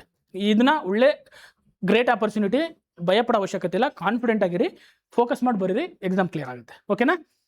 ತುಂಬ ಜಾಸ್ತಿ ತಲೆ ಕೆಡ್ಸ್ಕೊಂಡು ಹೋಗಿಲ್ಲ, ಗೊತ್ತಾಯ್ತಾ? ರಿವಿಷನ್ 10 days ರಿವಿಷನ್ ಇಟ್ಕೊಳ್ಳಿ, ಏನೇನು ಓದಿದ್ದೀರಾ ಇದು ಮಾಡಲೇಬೇಕು. ನಾನು ಇನ್ನೂ ಎಕ್ಸಾಮ್ದವ್ರಿಗೂ ನಾನು ಸಿಲೆಬಸ್ಸೇ ಕವರ್ ಮಾಡ್ತೀನಿ ಅಂದ್ರೆ ದೇವ್ರನ್ನ ಹೋಗ್ಬೇಡಿ. ಯಾಕೆಂತಂದ್ರೆ ನೀವು ಓದಿರೋದೆಲ್ಲ ಮರ್ತು ಇರುತ್ತೆ. ಇಷ್ಟು 40 + 46 50 ದಿನ ಓದಿರೋದು, ಆ 10 days ನೀವು ರಿವಿಷನ್ ಮಾಡಿಲ್ಲ ಅಂದರೆ ಅಟ್ಲೀಸ್ಟ್ ನೀವು ಮಿನಿಮಮ್ ಏನೂ ಮಾಡಿಲ್ಲ ಅಂದ್ರೆ 2 ಸತಿ ಆದರೂ ಮಾಡಬೇಕು, ಮಿನಿಮಮ್ 2 ಸತಿ ಮಾಡಬೇಕು, ಮ್ಯಾಕ್ಸಿಮಮ್ ಒಂದು 5ರಿಂದ 6 ಸತಿ ಮಾಡಿದ್ರೆ ಒಳ್ಳೇದು. ಈಗ ಆಲ್ರೆಡಿ ಫಸ್ಟ್ ಕ್ಯಾಟಗರಿ ಅವರು ಮಾಡ್ತಾರೆ 5ರಿಂದ 6 ಸತಿ ಮಾಡ್ಬೋದು, ಬಟ್ ಸೆಕೆಂಡ್ ಕ್ಯಾಟಗರಿ ಅವರು ಮತ್ತೆ ಮಾಡ್ತಿರೋರು ನೀವು 2 ಸತಿ 3 ಸತಿನಾದರೂ ರಿವಿಷನ್ ಮಾಡ್ಕೊಂಡು ಹೋಗ್ಬೇಕು ಎಕ್ಸಾಮ್ಗೆ. ಅರ್ಥ ಆಗ್ತಿದೆಯಾ? ಕ್ಲಿಯರ್ ಇದೆಯಾ? ಈ ಥರ ಒಂದು ಮ್ಯಾಪ್ ಮಾಡ್ಕೊಳ್ಳಿ. ಇದು ನಾನು ಹೇಳಿದ್ರೆ ಫಸ್ಟ್ ಮಾಡಬೇಕು, ನೀವು ಮಾಡಿದ್ರೆ ನಿಮಗೆ ಗೊತ್ತಾಗುತ್ತೆ ಇದ್ರದ್ದು ರಿಸಲ್ಟ್ ಏನು ಅಂತ. ಇದನ್ನು ನೀವೇ ಕಸ್ಟಮೈಸ್ ಮಾಡ್ಕೊಳ್ಳಿ. ಇದು ರಿವಿಷನ್, ಇದು ಮಾಡಲೇಬೇಕು. ಯಾಕೆಂತಂದ್ರೆ ಮರ್ತಿರೋದು ಅಲ್ಲ, ರಿವಿಷನ್ ಇಲ್ದಲೆ ದೇವ್ರನ್ನೇ ಹೋಗ್ಬೇಡ್ರಿ ಹುಡುಗರ. ತುಂಬ ಜನ ರಿವಿಷನ್ ಮಾಡ್ದಲೇ ಹೋಗ್ತಾರೆ ಎಕ್ಸಾಮಲ್ಲಿ, ಕನ್ಫ್ಯೂಸ್ ಆಗುತ್ತೆ. 1 ಆಪ್ಷನ್ 2 ಆಪ್ಷನಲ್ಲಿ ತೆಗೆದುಬಿಡ್ತಾರೆ, ಇನ್ನು 2 ಆಪ್ಷನ್ ಕನ್ಫ್ಯೂಸ್ ಆಗುತ್ತೆ. ಯಾಕಂದ್ರೆ ರಿವಿಷನ್ಸ್ ಇರಲ್ಲ, ಟೆಸ್ಟ್ ಸೀರೀಸ್ ಅಟೆಂಡ್ ಮಾಡಿರಲ್ಲ, ಕರೆಕ್ಟಾಗಿ ಅವರು ತಪ್ಪುಗಳ ಮಿಸ್ಟೇಕ್ಸ್ನ ಸರಿಪಡಿಸ್ಕೊಂಡಿರಲ್ಲ. ಗೊತ್ತಾಗ್ತಿದ್ಯಾ? ಅಯ್ಯೋ ನಾನು ಏನು ಟೆಸ್ಟ್ ಸೀರೀಸ್ ಅಟೆಂಡ್ ಮಾಡ್ಕೋದಷ್ಟು ನೀವು ಇದು ಮಾಡ್ಕೊಂಡು ಹೋಗ್ಬೇಡಿ. ಅಯ್ಯೋ ಅಷ್ಟು ದಿನ ಬರಬೇಕು, ಇಷ್ಟು ದಿನ ಬರಬೇಕು ಅಂದ್ಕೊಂಡು ಅಲ್ಲಿಗೆ ಹೋಗ್ಬೇಕು ಬೇಡ. ಸಂಡೇ ಏನಾರ ಮಾಡಿ ಒಂದಿನ ಬಿಟ್ಬಿಡಿ, ಸಂಡೇ ಬರೀ ಟೆಸ್ಟ್ ಸೀರೀಸು ಬರೀದು. ಯಾಕೆಂದ್ರೆ ನಿಮ್ಗೆ ಅದು ಎಕ್ಸಾಮ್ ಎನ್ವೈರನ್ಮೆಂಟ್ಗೆ ಅಡ್ಜಸ್ಟ್ ಆಗೋಕ್ಕೆ ನಿಮ್ಗೆ ಗೊತ್ತಾಗ್ತಿದ್ಯಾ? ಅದನ್ನಂತೂ ಕಂಪಲ್ಸರಿ ಇಟ್ಕೊಳ್ಳಿ. ಓಕೆನಾ? ಓಕೆ, ನೆಕ್ಸ್ಟ್ ಈಗ ಪ್ರಿಪರೇಷನ್ ಸ್ಟ್ರಾಟಜಿ. ಯಾವ ಸಬ್ಜೆಕ್ಟ್ ಪ್ರಿಯಾರಿಟಿ ಕೊಡಬೇಕು, ಫಸ್ಟ್ ಸಬ್ಜೆಕ್ಟ್ ಯಾವ ಸಬ್ಜೆಕ್ಟ್ ಓದಬೇಕು ನನಗೆ ಗೊತ್ತಾಗ್ತಿದ್ಯಾ? ನಾನು ಹೇಳೋದು ಯಾಕೆಂದ್ರೆ ಮೆಂಟಲ್ ಎಬಿಲಿಟಿ ಜಾಸ್ತಿ ಫೋಕಸ್ ಮಾಡಿ. ಯಾಕೆ ಅಂತ ಕೇಳಿದ್ರಿ, ಯಾರು ಮೆಂಟಲ್ ಎಬಿಲಿಟಿ ಜಾಸ್ತಿ ಕ್ವಶನ್ಸ್ ಅಂತಾರೆ 400 to 545 ಕ್ವಶನ್ ಹುಡುಗರನ್ನ ನಾನು ಮಾತಾಡ್ಸಿದ್ದೀನಿ, ಬಂದು ಗೊಳು ಅಂತ ಹೇಳ್ಕೊಂಡು ಹೇಳಿದ್ದಾರೆ. ಇವನ್ KE ಎಕ್ಸಾಮ್ಸ್ ಅಲ್ಲಿ ಏನಾಗುತ್ತೆ ಬರ್ದರ ಹುಡುಗರು ಹೇಳ್ತಾರೆ, ಏನಕ್ಕೆ ಅಂದ್ರೆ ಮೆಂಟಲ್ ಎಬಿಲಿಟಿ ಟಫ್ ಕೊಡ್ತಾನೆ ಕಂಪೇರ್ಟಿವ್ಲಿ. ಬಟ್ ಇದು PU ಲೆವೆಲ್ ಆಗಿರೋದ್ರಿಂದ ಏನು ಮಾಡ್ತಾನೋ ಗೊತ್ತಿಲ್ಲ, ಒಂದು ಮಿನಿಮಮ್ ಅಂತೂ ಇರುತ್ತೆ, ಗೊತ್ತಾಗ್ತಿದೆ. ಅದಕ್ಕೆ ಡೈಲಿ 1 or 2 hours ಇದಕ್ಕೆ ಎತ್ತಿಟ್ಬಿಡಿ. Mental ability up to exam 5 days 6 days ಇನ್ನೇನು ಇರೋವರೆಗೂ ಮೆಂಟಲ್ ಎಬಿಲಿಟಿ ಪ್ರಾಕ್ಟೀಸ್ ಮಾಡ್ತಲೇ ಇರಿ. 2 hours ಅಂತೂ ನೀವು ಎತ್ತಿಡಲೇಬೇಕು. 2 hours ಅಂತಂದರೆ ನೀವು ಐ ಥಿಂಕ್ 50 days ಓದ್ತೀರಾ ಅಂದ್ಕೊಳ್ಳಿ. 50 days ಇಂಟು 2 hours ಅಂದರೆ 100 days ಆಯಿತು, 100 hours ಆಯಿತು. 100 hoursಲ್ಲಿ ಆಲ್ಮೋಸ್ಟ್ ಆಲ್ ಮೇಜರ್ ಟಾಪಿಕ್ಸ್ನ ಕವರ್ ಮಾಡಲೇಬೋದು. ಅರ್ಥ ಆಗ್ತಿದೆಯಾ? ಇವನ್ನ ಈಗ ನನಗೆ ಏನು ಬರೋಲ್ಲ, ನಂಗೆ ಮಗ್ಗೆ ಬರೋಲ್ಲ, ಟೇಬಲ್ಸ್ ಬರೋಲ್ಲ, ನಾನು ಇನ್ನೂ ಈಗ ಸ್ಟಾರ್ಟ್ ಮಾಡ್ತೀನಿ ಮೆಂಟಲ್ ಎಬಿಲಿಟಿ ಅಂದರೆ ಕಷ್ಟ ಐತೆ ಹುಡುಗರ. ನೀವು ಅಟ್ಲೀಸ್ಟ್ ಒಂಚೂರು ಬೇಸಿಕ್ಸ್ ನಾಲೆಡ್ಜ್ ಇದ್ದು, ಈಗ ಆಲ್ರೆಡಿ ಸ್ವಲ್ಪ ನಾಲೆಡ್ಜ್ ಇದೆ, ನಾನು ಒಂದಷ್ಟು ಟಾಪಿಕ್ಸ್ ಗೊತ್ತು, ಇನ್ನೊಂದಷ್ಟು ಟಾಪಿಕ್ಸ್ ಕಲ್ತ್ಕೊತೀನಿ ಅಂದರೆ ಆಗುತ್ತೆ. ಇದರಲ್ಲೂ ಸ್ವಲ್ಪ ಪ್ಲ್ಯಾನ್ ಮಾಡಿ ಯಾವ ಟಾಪಿಕ್ಗಳು ನಿಮಗೆ ತುಂಬ ಈಸಿ ಅನ್ನಿಸ್ತಿದೆ, ಗೊತ್ತಾಗ್ತಿದೆ, ನಿಮಗೆ ಯಾವ್ದು ಈಸಿ ಅನ್ನಿಸ್ತಿದೆ ಟಾಪಿಕ್ಸ್ಗಳು, ಅವನ್ನ ಚೆನ್ನಾಗಿ ಪರ್ಫೆಕ್ಟ್ ಆಗಿ ಮತ್ತು ಅವು ಪರ್ಫೆಕ್ಟ್ ಆಗಬೇಕು, ಮತ್ತು ಅವು ಎಕ್ಸಾಮ್ ಆಲ್ರೆಡಿ ಕೇಳಿರಬೇಕು ಹಿಂದ್ಗಡೆ ಎಕ್ಸಾಮ್ಸಲ್ಲಿ. ಅಂಥವನ್ನ ಟಾಪಿಕ್ಸ್ನ ಚೂಸ್ ಮಾಡ್ಕೊಳ್ಳಿ. ನಾನು ಕ್ವಶನ್ ಪೇಪರ್ ಅನಾಲಿಸಿಸ್ ಮಾಡಿದಾಗ ನಿಮ್ಗೆ ಗೊತ್ತಾಗುತ್ತೆ ಯಾವ ಟಾಪಿಕ್ ಮೇಲೆ ಕ್ವಶನ್ಸ್ ಕೇಳ್ತಾ ಇದ್ದಾನೆ, ಅರ್ಥ ಆಗ್ತಿದೆಯಾ? ಅದರಲ್ಲಿ ನಿಮ್ಗೆ ಯಾವುದು ಈಸಿಯಾಗಿ ಬರ್ತಾ ಇದೆ ಅವನು ಪ್ರಿಯಾರಿಟೈಸ್ ಮಾಡಿಕೊಂಡು ಮೆಂಟಲ್ ಎಬಿಲಿಟಿನ ಮುಗಿಸ್ಕೊಳ್ಳಿ. ಓಕೆನಾ? ಮೆಂಟಲ್ ಎಬಿಲಿಟಿ ಮುಗಿಸ್ಕೊಳ್ಳಿ. ನೆಕ್ಸ್ಟ್ ಸೈನ್ಸು ಅಷ್ಟೇ, ಇದರಲ್ಲೂ ನೇರವಾದ ಕ್ವಶನ್ಸ್ಗಳು ಬರ್ತವೆ ಕೆಲವು ಸತಿ, ಮತ್ತೆ ಆಮೇಲೆ ರಿಪೀಟೆಡ್ ಕ್ವಶನ್ಸ್ 100% ಬರ್ತವೆ. ನಾನು ಹೇಳಿದ್ದೀನಿ, ಯಾರು 6th to 12th ವರೆಗೂ ಬುಕ್ಸ್ ಓದಿದ್ರೆ, 6th to 10th ವರೆಗೂ ಓದಿರ್ತೀರ, ಅದರಲ್ಲೇ ಬೇಕಾದ್ರೆ 10 ರಿಂದ 12 ಕ್ವಶನ್ ರಿಪೀಟ್ ಆಗುತ್ತೆ. ಈಗ ಆಲ್ರೆಡಿ ರಿಪೀಟ್ ಆಗಿದೆ, ಮುಂದೆ ರಿಪೀಟ್ ಆಗ್ತವೆ. ನಾನು ಬೇಕಾದ್ರೆ ವಿತ್ ಪ್ರೂಫ್ ಕೊಡ್ತೀನಿ. ನಾನು ನಿಮಗೆ ಯಾವುದೇ ಎಕ್ಸಾಮ್, KE ಆಗಿರ್ಬೋದು, KSP, KPSC, UPSC ಯಾವುದೇ ಎಕ್ಸಾಮ್ ನಡೀಲಿ ಏನಾಗುತ್ತೆ, science questions, especially science questions from the basics book line to line ಓದಿದ್ದವರು ಆರಾಮ್ಸೆ ನೀವು ಓದೋದು ಬೇಡ, ಒಂದ್ಸತಿ ರಿವಿಷನ್ ಮಾಡ್ಕೊಳ್ಳಿ. ಯಾವ್ದಾರ ಈಗ ಹೈಸ್ಕೂಲ್ ಬುಕ್ಸ್ ಓದೋ ನೆಸೆಸಿಟಿ ಇಲ್ಲ, ಯಾವ್ದಾರ ಒಂದು ಬುಕ್ಸ್ ತೊಗೊಳ್ಳಿ, ಯಾವ್ದಾರು ತೊಗೊಳ್ಳಿ, ನಾನು ಇದೆ ಅಂತ ಹೇಳಲ್ಲ, ಸುಮ್ಮನೆ ಒಂದ್ಸತಿ ರಿವಿಷನ್ ಮಾಡಿ ಬಿಸಾಕಿ. 5 ದಿನ 4 ದಿನ ಟೈಮ್ ಇಟ್ಕೊಂಡು biology, chemistry, physics, environment, science and technology ಪಟ ರಿವಿಷನ್ ಮಾಡಿ. ಕಾನ್ಸೆಪ್ಟ್ ನೆನಪಲ್ಲಿತ್ತು ಅಂತಂದರೆ ಆಟೋಮೆಟಿಕಲಿ ಅಪ್ಲಿಕೇಶನ್ಸ್ ನೆನಪಿ ಬಂದೇ ಬರುತ್ತೆ. ಅದನ್ನೇನು ಕೂತ್ಕೊಂಡು ಬಯಟ್ ಮಾಡೋ ಅವಶ್ಯಕತೆ ಇಲ್ಲ. Newton's third law, first second law, Pascal law, ಇದೇನೋ ವಿಸ್ಕಾಸಿಟಿ ಅಂದ್ರೇನು, ಫ್ರಿಕ್ಷನ್ ಅಂದ್ರೇನು, ರೋಲಿಂಗ್ ಫ್ರಿಕ್ಷನ್ನು, ಸ್ಟ್ಯಾಟಿಕ್ ಫ್ರಿಕ್ಷನ್ನು ಗೊತ್ತಿರುತ್ತೆ. ಕಾನ್ಸೆಪ್ಟ್ ಗೊತ್ತಿದ್ರೆ ನನಗೆ ಹೇಳ್ತಿರೋದ್ರಲ್ಲಿ ನಿಮಗೆ ಪಟ ನೆನಪಾಗ್ತಾ ಇರುತ್ತೆ ಅಪ್ಲಿಕೇಶನ್ಸು. ನಾನು ಹೇಳ್ತೀನಿ ರೋಲಿಂಗ್ ಫ್ರಿಕ್ಷನ್ ಅಂದ್ರೆ ಗೊತ್ತಿಲ್ಲ, ಸ್ಟ್ಯಾಟಿಕ್ ಫ್ರಿಕ್ಷನ್ ಅಂದ್ರೆ ಗೊತ್ತಿಲ್ಲ, ಯಾವುದು ಎಷ್ಟು ಇರುತ್ತೆ ಅಂತ ನಿಮಗೆ ಗೊತ್ತಾಗ್ತಿಲ್ಲ ಅಂತಂದರೆ ನೀವು ಬೇಸಿಕ್ಸ್ ಓದಿಲ್ಲ ಅಂತ. ಗೊತ್ತಾಗ್ತಿದ್ಯಾ? ಅರ್ಥ ಆಗ್ತಿದ್ಯಾ? ಇದು ಬೇಸಿಕ್ ಕಾನ್ಸೆಪ್ಟ್ನ ಕೆಮಿಸ್ಟ್ರಿಲಿ ಮೆಟಲ್ಸು, ನಾನ್ ಮೆಟಲ್ಸು ಯಾವುದು ಗೊತ್ತಾಗ್ತದೆ, ತಂತುಶೀಲತೆ ಅಂದ್ರೆ ಪತ್ರಶೀಲತೆ, ಇವೆಲ್ಲ ಆಲ್ಮೋಸ್ಟ್ ಅಲ್ಲಿ ನೀವು ಓದಿರ್ತೀರಾ. ಸ್ವಲ್ಪ ಏನಾಗುತ್ತೆ, ಈ KE ಸ್ವಲ್ಪ ಕ್ವಶನ್ಸ್ಗಳು ಟಫ್ ಮಾಡಿದ್ದಾನೆ. ಯಾವುದರಲ್ಲಿ ಹಳೆ ವರ್ಷ ಕ್ವಶನ್ ಪೇಪರ್ ನೋಡಿದೆ. ನನ್ನ ಪ್ರಕಾರ ಸೈನ್ಸಲ್ಲಿ ಏನು ಮಾಡ್ತಾ ಆಲ್ಮೋಸ್ಟ್ ಅಲ್ಲಿ ಒಂದು 50% ಅಂತೂ ರಿಪೀಟ್ ಆಗ್ತವೆ. ಅಂದರೆ ಹಳೆ ಕ್ವಶನ್ ಪೇಪರ್ಲಿ 50% ರಿಪೀಟ್ ಆಗ್ತವೆ. ಡೈರೆಕ್ಟ್ ಅದೇ ಕ್ವಶನ್ ರಿಪೀಟ್ ಆಗಲಿಲ್ಲ ಅಂದರೂ ಆ ಕಾನ್ಸೆಪ್ಟ್ ಮೇಲೆ ರಿಪೀಟ್ ಆಗುತ್ತೆ. ಗೊತ್ತಾಗ್ತಿದೆಯಾ? ವಿಸ್ಕಾಸಿಟಿ ಅಂತಂದರೆ ನಿಮಗೆ ಗೊತ್ತಿರಬೇಕು. ವಿಸ್ಕಾಸಿಟಿ ಎಲ್ಲೆಲ್ಲಿ ಅಪ್ಲೈ ಆಗುತ್ತೆ ದಿನನಿತ್ಯ ಜೀವನದಲ್ಲಿ, ಅದ್ರ ಬಗ್ಗೆ ಗೊತ್ತಿದ್ರೆ ಸಾಕು. ಅದ್ರಲ್ಲಿ ಯಾವುದೋ ಒಂದೆರಡು ಎಕ್ಸಾಂಪಲ್ಸ್ ಕೊಟ್ಟು ಕೇಳ್ತಾನೆ. ಕೆಲವು ಸತಿ ಫ್ಯಾಕ್ಟ್ಸ್ ಕೇಳ್ಬಿಡ್ತಾನೆ. ಗೊತ್ತಾಗ್ತಿದೆಯಾ? ಅಂದರೆ ರಿಯಾಕ್ಷನ್ ಕೇಳ್ಬಿಡ್ತಾನೆ. ಗೊತ್ತಾಗ್ತಿದೆಯಾ? Fe2SO4 ಯಾವ ಒಂದು ರಿಯಾಕ್ಷನ್ ಯಾವ ಜೊತೆ ರಿಯಾಕ್ಟ್ ಆದಾಗ ಬರುತ್ತೆ, ಕಬ್ಬಿಣದ ಯಾವ ಒಂದು ಆಕ್ಸೈಡ್ ರಿಯಾಕ್ಟ್ ಆದಾಗ, ಈ ಥರ ಎಲ್ಲ ಕ್ವಶನ್ಸ್ಗಳು ಕೇಳ್ತಿರ್ತಾನೆ. ಆದರೆ ಅದಕ್ಕೆ ಸ್ವಲ್ಪ ಚೆನ್ನಾಗಿ ಓದಿರಬೇಕು ಬೇಸಿಕ್ಸ್ನ. ಅದಕ್ಕೆ ಬೇಸಿಕ್ ಸ್ಟ್ರಾಂಗ್ ಇತ್ತು ಅಂತಂದರೆ ಇದು ಮಾಡ್ಬೋದು. ಯಾರು 6th to 10th basic strong ಇತ್ತು ಅಂತಂದ್ರೆ ಅವರು ಆಲ್ಮೋಸ್ಟ್ 60 to 70% ಕ್ವಶನ್ಸ್ ಅಟೆಂಡ್ ಮಾಡೋಕ್ಕೆ ಎಲಿಜಿಬಲ್ ಇರ್ತಾರೆ. ಎಂಥ ಟಫ್ ಕ್ವಶನ್ ಪೇಪರ್ ಕೇಳಲಿ ಅವನು. ಗೊತ್ತಾಗ್ತಿದೆಯಾ? ಇನ್ನೂ ಒಂದು 30% ನೀವು ಆಟ ಆಡ್ಕೋಬೋದು. ಅದು ಮೆಂಟಲ್ ಎಬಿಲಿಟಿ, ಕರೆಂಟ್ ಅಫೇರ್ಸು ಅದರಲ್ಲಿ ಬಂತು, ನಿಮಗೆ ಲಕ್ ಚೆನ್ನಾಗಿತ್ತು ಒಂದು ಫೇವರ್ ಮಾಡೋದು ಅಂತಂದರೆ ನೀವು ಓದಿರೋದೇ ಬಂತು ಅಂದರೆ ಆಗ್ತೀರಾ ಅಬೋ 80 ಮೇಲೆ ಹೋಗ್ಬಿಡುತ್ತೆ. ಆಯಿತಾ? ಆಮೇಲೆ ಈ ಕಟ್ ಆಫ್ ಎಷ್ಟು ನಿಲ್ಲುತ್ತೆ ಅದರಲ್ಲಿ ಈಗಲೇ ಏನು ಅಸಂಪ್ಷನ್ ಮಾಡೋಕೆ ಹೋಗಬೇಡಿ. Difficulty of the question paper, number of students applied, number of students examination ಬರೆದವ್ರ ಮೇಲೆ ಅಂದಮೇಲೆ ಡಿಪೆಂಡ್ ಆಗುತ್ತೆ ಕಟ್ ಆಫು. ಅದೆಲ್ಲ ಆಮೇಲೆ ಅದ್ರ ಬಗ್ಗೆ ಥಿಂಕ್ ಮಾಡಿರಂತೆ. ಈಗ ಬರೀ ಪ್ರಿಪ್ರೇಷನ್ ಬಗ್ಗೆ ಮಾತ್ರ ಥಿಂಕ್ ಮಾಡಿ. ಗೊತ್ತಾಗ್ತಿದೆಯಾ? ಅರ್ಥ ಆಗ್ತಿದೆಯಾ? ಒಂದು ತಲೆಯಲ್ಲಿ ಏನು ಇಟ್ಕೊಂಡಿದ್ರೆ ಕಟ್ ಆಫ್ ಎಷ್ಟಿದೆ, ನಾನು ಎಷ್ಟು ಟ್ರೈ ಮಾಡಬೇಕು. ಬಟ್ ಈಗ ನಡೆದಿರೋದು KSP ನಡೆಸಿದ ಕಟ್ ಆಫ್ಗೂ ಇವ್ರು ನಡೆಸೋದಕ್ಕೂ ವ್ಯತ್ಯಾಸ ಆಗ್ಬೋದು. ಕೆಲವು ಎಕ್ಸಾಮಿನ ಟಫ್ ಬಂತು ಅಂದರೆ ಕಟ್ ಆಫ್ ಆಟೋಮೆಟಿಕ್ ಡೌನ್ ಆಗುತ್ತೆ ಅಲ್ವಾ? ಅದಕ್ಕೆ ಅದ್ರ ಬಗ್ಗೆ ತಲೆ ಕೆಡಿಸ್ಕೋಬೇಡಿ. ಈಗ ಪ್ರಿಪ್ರೇಷನ್ ಬಗ್ಗೆ ಮಾತ್ರ ತಲೆ ಕೆಡಿಸ್ಬೇಕು. ಮೆಂಟಲ್ ಎಬಿಲಿಟಿ ಆಯಿತು, ಸೈನ್ಸ್ ಆಯಿತು. ಗೊತ್ತಾಗ್ತಿದೆಯಾ? ಸೈನ್ಸು ಏನು ತುಂಬ ದೊಡ್ಡ ಬುಕ್ ಓದೋ ಅವಶ್ಯಕತೆ ಇಲ್ಲ. ಈಗ ಆಲ್ರೆಡಿ ನಿಮ್ಮ ಹತ್ರ ಏನು ಮೆಟೀರಿಯಲ್ಸ್ ಇದೆ ಅದನ್ನೇ ಓದಿ, ಹೊಸ್ದಾಗಿ ಏನು ಪರ್ಚೇಸ್ ಮಾಡೋಕೆ ಹೋಗಬೇಡಿ. ಓಕೆನಾ? ಅರ್ಥ ಆಯ್ತಾ? ನೆಕ್ಸ್ಟು ಕರೆಂಟ್ ಅಫೇರ್ಸು ಅಷ್ಟೇ ಭಾಳ ಕೇರ್ಫುಲ್ಲಾಗಿ ಚೂಸ್ ಮಾಡ್ಕೊಳ್ಳಿ. ಕರೆಂಟ್ ಅಫೇರ್ಸು ನಾನು ಬಂದು ಹೇಳ್ತೀನಿ ನೋಡಿಲಿ. ಇಲ್ಲಿ ಸಿಲೆಬಸ್ಸಲ್ಲಿ ಇರೋದನ್ನೇ ಕೇಳ್ತಾನೆ ಅವನು, KE. ಎಥಿಕ್ಸ್ ಕೇಳಿದ್ದಾನೆ, ಎಥಿಕ್ಸ್ ಸಿಲೆಬಸ್ ಮೆನ್ಷನ್ ಮಾಡಿದೆ ಅಂದರೆ ಎಥಿಕ್ಸ್ ಬಗ್ಗೆ ಒಂದು 2-3 ಕ್ವಶನ್ ಕೇಳ್ತಾನೆ ಅವನು.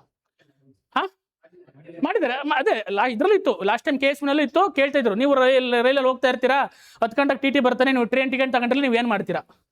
ಇದೇ ಥರದ ಕ್ವಶನ್ 1-2 ಬಂದೇ ಬರುತ್ತೆ. ಅದೆಲ್ಲ ಕಾಮನ್ ಸೆನ್ಸಲ್ಲಿ ಆನ್ಸರ್ ಮಾಡ್ತೀರಾ. ನಿಮಗೆ constitution, common sense, general rules regulations ಏನು ಗೊತ್ತಿತ್ತು ಅಂದರೆ ಇದನ್ನು ಆನ್ಸರ್ ಮಾಡ್ಬೋದು.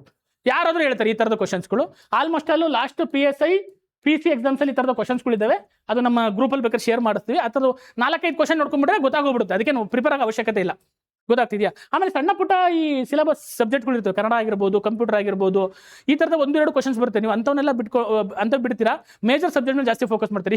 ಹಿಸ್ಟ್ರಿ ಅಂತ ಓದ್ಕೊಂತೀರಾ. ಆಮೇಲೆ ಹಿಸ್ಟ್ರಿನಲ್ಲಿ ಇನ್ನೊಂದು ಹೇಳ್ತೀನಿ, ಹಿಸ್ಟ್ರಿ ಬಂದಾಗ ನಾನು ಹೇಳ್ತೀನಿ. ಹಿಸ್ಟ್ರಿನಲ್ಲಿ ಫ್ರೀಡಮ್ ಸ್ಟ್ರಗಲ್ ಮೇಲೆ ಮೆನ್ಷನ್ ಮಾಡಿ ಕೇಳಿದ್ದಾನೆ.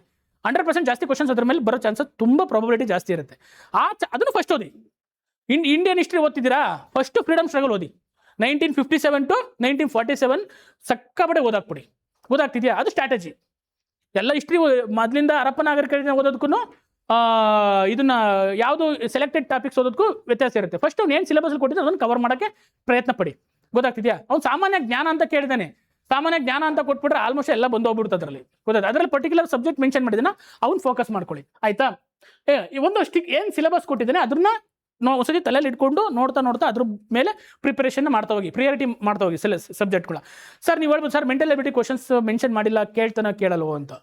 ಗೊತ್ತಾಗ್ತಿದ್ಯಾ? ಆದರೂ ಇದ್ರ ಸಾಮಾನ್ಯ ಜ್ಞಾನ ಅಂತ ಬಂದಾಗ ಒಬ್ಬ ಮಾನಸಿಕ ಸಾಮರ್ಥ್ಯ ಹೊಂದಿರಬೇಕಾದ ಒಬ್ಬ ಅದು ಸಾಮಾನ್ಯ ಜ್ಞಾನದಲ್ಲಿ ಬರುತ್ತೆ. ಹಾಗಾಗಿ ನಿಮ್ಗಲ್ಲಿ ಕೇಳ್ತೀನಿ ಮೆಂಟಲ್ ಎಬಿಲಿಟಿನ.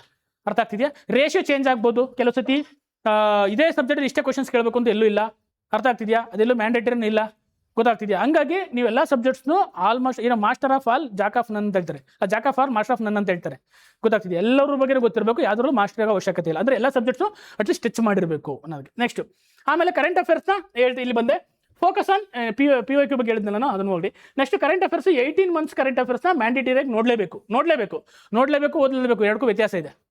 ನೋಡಲೇಬೇಕು ಅಂತಂದ್ರೆ ಲಾಸ್ಟ್ 6 months ಅಂದ್ರೆ ಇವಾಗ ಎಕ್ಸಾಮ್ ಸ್ಟಾರ್ಟ್ ಆಗಿದೆ, ಆಗಸ್ಟ್ 2ನೇ ತಾರೀಕು ಎಕ್ಸಾಮ್ ಇದೆ. ಆಗಸ್ಟ್ 1ನೇ ತಾರೀಕಿಂದ ಹಿಂದ್ಗಡೆ ಇರೋ 6 ತಿಂಗಳನ್ನ ಪಕ್ಕಾ ಓದಬೇಕು, ಪಕ್ಕಾ ಕಂಪಲ್ಸರಿ. ಅಂದ್ರೆ ಅದರಲ್ಲಿ ಲೈನ್ ಟು ಲೈನ್ ಓದಿದ್ರೆ ಸಮಸ್ಯೆ ಇಲ್ಲ. ಗೊತ್ತಾಗ್ತಿದ್ಯಾ? ಪಕ್ಕಾ ಓದ್ಕೊಳ್ಳಿ, ಚೆನ್ನಾಗಿ ಓದ್ಕೊಳ್ಳಿ. 6 ತಿಂಗಳು ಮ್ಯಾಗ್ಝಿನ್ ಪಕ್ಕಾ ಓದ್ಕೊಳ್ಳಿ. ಯಾವ್ದಾದ್ರು ಸ್ಪರ್ಧಾ ವಿಜೇತ, ಸ್ಪರ್ಧಾ ಅರಿವು ಎರಡೂ ಇದೆ, ಎರಡು ಬೆಸ್ಟ್ ಮ್ಯಾಗ್ಝಿನ್. ನಿಮ್ಗೆ ಯಾವ್ದು ಕಂಫರ್ಟಬಿಲಿಟಿ ಆಗುತ್ತೆ ಅದು ಓದಿ. ಗೊತ್ತಾಗ್ತಿದ್ಯಾ? ಇದೇ ಮ್ಯಾಗ್ಝಿನ್ ಅಂತ ಏನು ತಲೆ ಕೆಡ್ಸ್ಕೊಂಡು ಹೋಗ್ಬೇಡಿ. ಈಗ ಅಥವಾ ಯಾವ್ದಾರು ಒಂದು ಫಾಲೋ ಮಾಡ್ತಿದ್ರೆ ದಯವಿಟ್ಟು ಅದನ್ನೇ ಕಂಟಿನ್ಯೂ ಮಾಡಿ. ನಾನು ಹೇಳಿದೆ ಇನ್ನೊಬ್ರು ಹೇಳಿದ್ರು ಅಂತ ಚೇಂಜ್ ಮಾಡಕ್ಕೆ ಹೋಗ್ಬೇಡಿ. ಈಗ ನೀವೇನೋ ಚೇಂಜ್ ಮಾಡಿದ್ರೆ ಒಂದು 6 ತಿಂಗಳು ಮುಂಚೆ, 1 ವರ್ಷದ ಮುಂಚೆ ಚೇಂಜ್ ಮಾಡಬೇಕಿತ್ತು. ಇನ್ ಕೇಸ್ ಚೇಂಜ್ ಮಾಡಿಲ್ವಾ, ಡೋಂಟ್ ವರಿ, ಏನು ವ್ಯತ್ಯಾಸ ಆಗಲ್ಲ. ಅರ್ಥ ಆಗ್ತಿದ್ಯಾ? ಮೇಜರ್ ಚೇಂಜಸ್ ಏನೂ ಆಗಲ್ಲ. ಅರ್ಥ ಆಗ್ತಿದ್ಯಾ? ಆ ಥರದ್ದು ಏನು ಇದನ್ನ ಇಟ್ಕೊಳ್ಳೋಕೆ ಹೋಗ್ಬೇಡಿ. ಯಾವ್ದನ್ನ ಓದ್ತಾ ಇದ್ರೆ ಅದನ್ನೇ ಕಂಟಿನ್ಯೂ ಮಾಡಿ. ಓಕೆನಾ? ನೀವು ವಿಜೇತ ಕಂಟಿನ್ಯೂ ಮಾಡಿ, ಅರಿವು ಮಾಡಿ. ಇನ್ನೊಂದು ಯಾವ್ದು ಓದ್ತಿದ್ದೀನಿ ಅದನ್ನೇ ಕಂಟಿನ್ಯೂ ಮಾಡಿ. ಗೊತ್ತಾಗ್ತಿದ್ಯಾ? ಮ್ಯಾಟ್ರ್ ಏನಾಗಲ್ಲ ಜಾಸ್ತಿ. ಅರ್ಥ ಆಗ್ತಿದ್ಯಾ ಹುಡುಗ್ರ? ಓಕೆ. ನೆಕ್ಸ್ಟ್ ಅದು ಹಿಂದ್ಗಡೆ 6 ತಿಂಗಳದ ಕಂಪಲ್ಸರಿ ಒಂದ್ಸತಿ ಅಟ್ಲೀಸ್ಟ್ ಹೈಲೈಟ್ಸ್ ಸ್ವಲ್ಪ ಡೆಪ್ತಾಗಿ ನೋಡ್ಕೋಬೇಕು. ಗೊತ್ತಾಗ್ತಿದ್ಯಾ? ಇನ್ನ ಅದ್ರ 6 ತಿಂಗಳ ಹಿಂದ್ಗಡೆ ಒಟ್ಟು 18 ತಿಂಗಳು ಅಂತ ಹೇಳಿದೆ. 6 1.5 ವರ್ಷದ್ದು ಕರೆಂಟ್ ಅಫೇರ್ಸ್ ಅಂತೂ ನೀವು ಕವರ್ ಮಾಡಲೇಬೇಕು. ಈ 6 ತಿಂಗಳದ್ದು ಹೈಲೈಟ್ಸ್ ನೋಡ್ಕೊಂಡ್ರೆ ಸಾಕು. ಅಕಸ್ಮಾತ್ 2025 ಏನಾದರೂ ಯಾವ್ದಾದ್ರು ಪ್ರಶಸ್ತಿಗಳ ಬಗ್ಗೆ ಕೇಳ್ಬೋದು, ಯಾಕಂದ್ರೆ ಅಲ್ವಾ?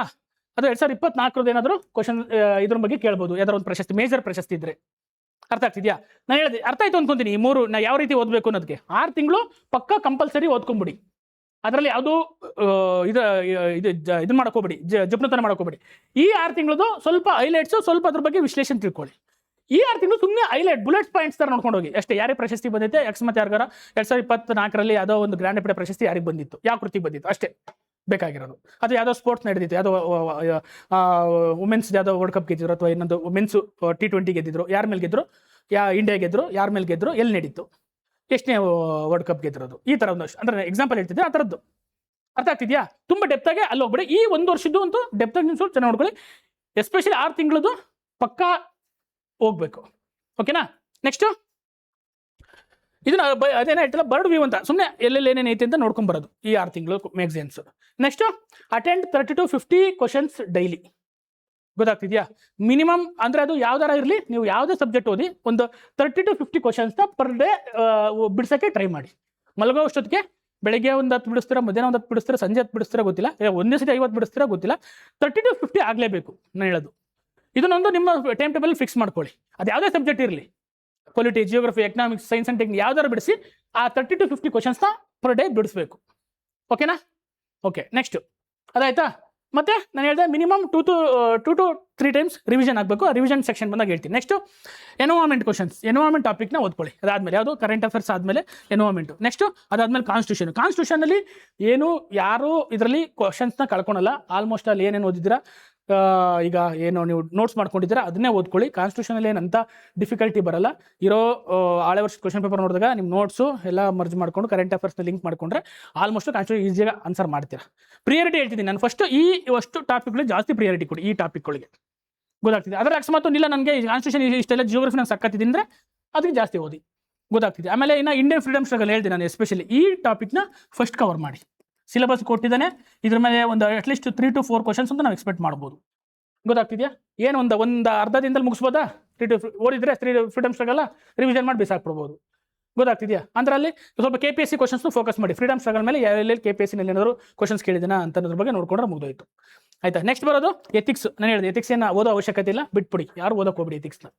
ಗೊತ್ತಾಗ್ತಿದೆಯಾ? ಯಾವ್ದಾರ ಒಂದು ನಮ್ಮ ರಾಥೋಡ್ ಸರ್ ಕೈ ಹೇಳಿ ಒಂದಷ್ಟು ಕ್ವಶನ್ಸ್ ಇದೆ, ಒಂದು ಸಾಲ್ವ್ ಮಾಡಿಸ್ತೀನಿ. ಅದು ನೋಡ್ಕೊಂಡ್ರೆ ನಿಮ್ಗೆ ಆರಾಮ್ಸೆ ಒಂದು ವಿಡಿಯೋ ನೋಡಿದ್ರೆ ಒಂದು ಅರ್ಧ ಗಂಟೆ 1 ಅವರ್ ವಿಡಿಯೋ ಮಾಡಿದ್ರೆ ಫಿನಿಶ್ ಆಗೋಗ್ಬಿಡುತ್ತೆ. ಯಾವ ರೀತಿ ಒಂದು ಕಾಂಟೆಕ್ಸ್ಟ್ ಗೊತ್ತಾಗಬೇಕು, ಯಾವುದು ಸರಿ ಯಾವ್ದು ತಪ್ಪು. ಅದರಲ್ಲಿ ನಿಮ್ಗೆ 4 ಆಪ್ಷನ್ ಸರಿ ಅನಿಸ್ತಿರುತ್ತೆ, ಯಾವ್ದು ಪ್ರಿಯಾರಿಟಿ ಕೊಡಬೇಕು ಅನ್ನೋದು ಅಷ್ಟೇ. ಅಲ್ಲಿ ಅದರಲ್ಲಿ ರೈಟ್ ಆನ್ಸರ್ ರಾಂಗ್ ಆನ್ಸರ್ ಅನ್ನೋದಿಲ್ಲ. ಒಬ್ಬೊಬ್ರು ಎಥಿಕ್ಸ್ ಅನ್ನೋದು person to person, place to place ಎಲ್ಲ ಚೇಂಜ್ ಆಗ್ತಾ ಇರುತ್ತೆ. ಗೊತ್ತಾಗ್ತಿದ್ಯಾ? ಇಟ್ಕೋಬೇಕು. ಆಯ್ತು, ಓಕೆನಾ? ಇನ್ನು ಕಂಪ್ಯೂಟರ್ನಲ್ಲೂ ಅಷ್ಟೇ ಕ್ವಶನ್ಸ್ಗಳು ಬರ್ಬೋದು.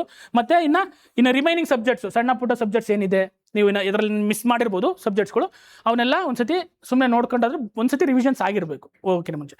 ಇಷ್ಟು ನೀವು ಸಬ್ಜೆಕ್ಟ್ ಪ್ರಿಯಾರಿಟೈಸ್ ಮಾಡಿ. ನಾನು ಇದೇ ಥರ ಮಾಡಬೇಕು ಅಂತೇನಿಲ್ಲ, ನಾನು ಹೇಳ್ತಿರೋದು ಈ 3 ಸಬ್ಜೆಕ್ಟ್ಸ್ನ ಸ್ವಲ್ಪ ಪ್ರಿಯಾರಿಟೈಸ್ ಮಾಡಿ ಅಂತ ಹೇಳ್ತೀನಿ ನಾನು. ಫಸ್ಟ್ ಪ್ರಿಫರೆನ್ಸ್ ಕೊಡಿ, ಆಮೇಲೆ ಅವನ್ನ ನೀವು ಆಮೇಲೆ ಬೇಕಾದ್ರೆ ರೀಪ್ಲೇಸ್ ಮಾಡ್ಕೊಳ್ಳಿ. ಆ ಸಬ್ಜೆಕ್ಟ್ ಇಲ್ಲಿ ಕೆಲವರು ಕಾನ್ಸ್ಟಿಟ್ಯೂಷನ್ ಚೆನ್ನಾಗಿ ಗ್ರಿಪ್ ಇರುತ್ತೆ, ಕೆಲವರು ಜಿಯೋಗ್ರಫಿಲ್ ಗ್ರಿಪ್ ಇರುತ್ತೆ. ಗೊತ್ತಾಗ್ತಿದೆಯಾ? ಅಂತಾರು ಇದನ್ನ ಇದು ಮಾಡ್ಕೊಳ್ಳಿ. ಓಕೆನಾ? ನೆಕ್ಸ್ಟು ಇದಾಯ್ತು ಅಂದ್ಕೊತೀನಿ.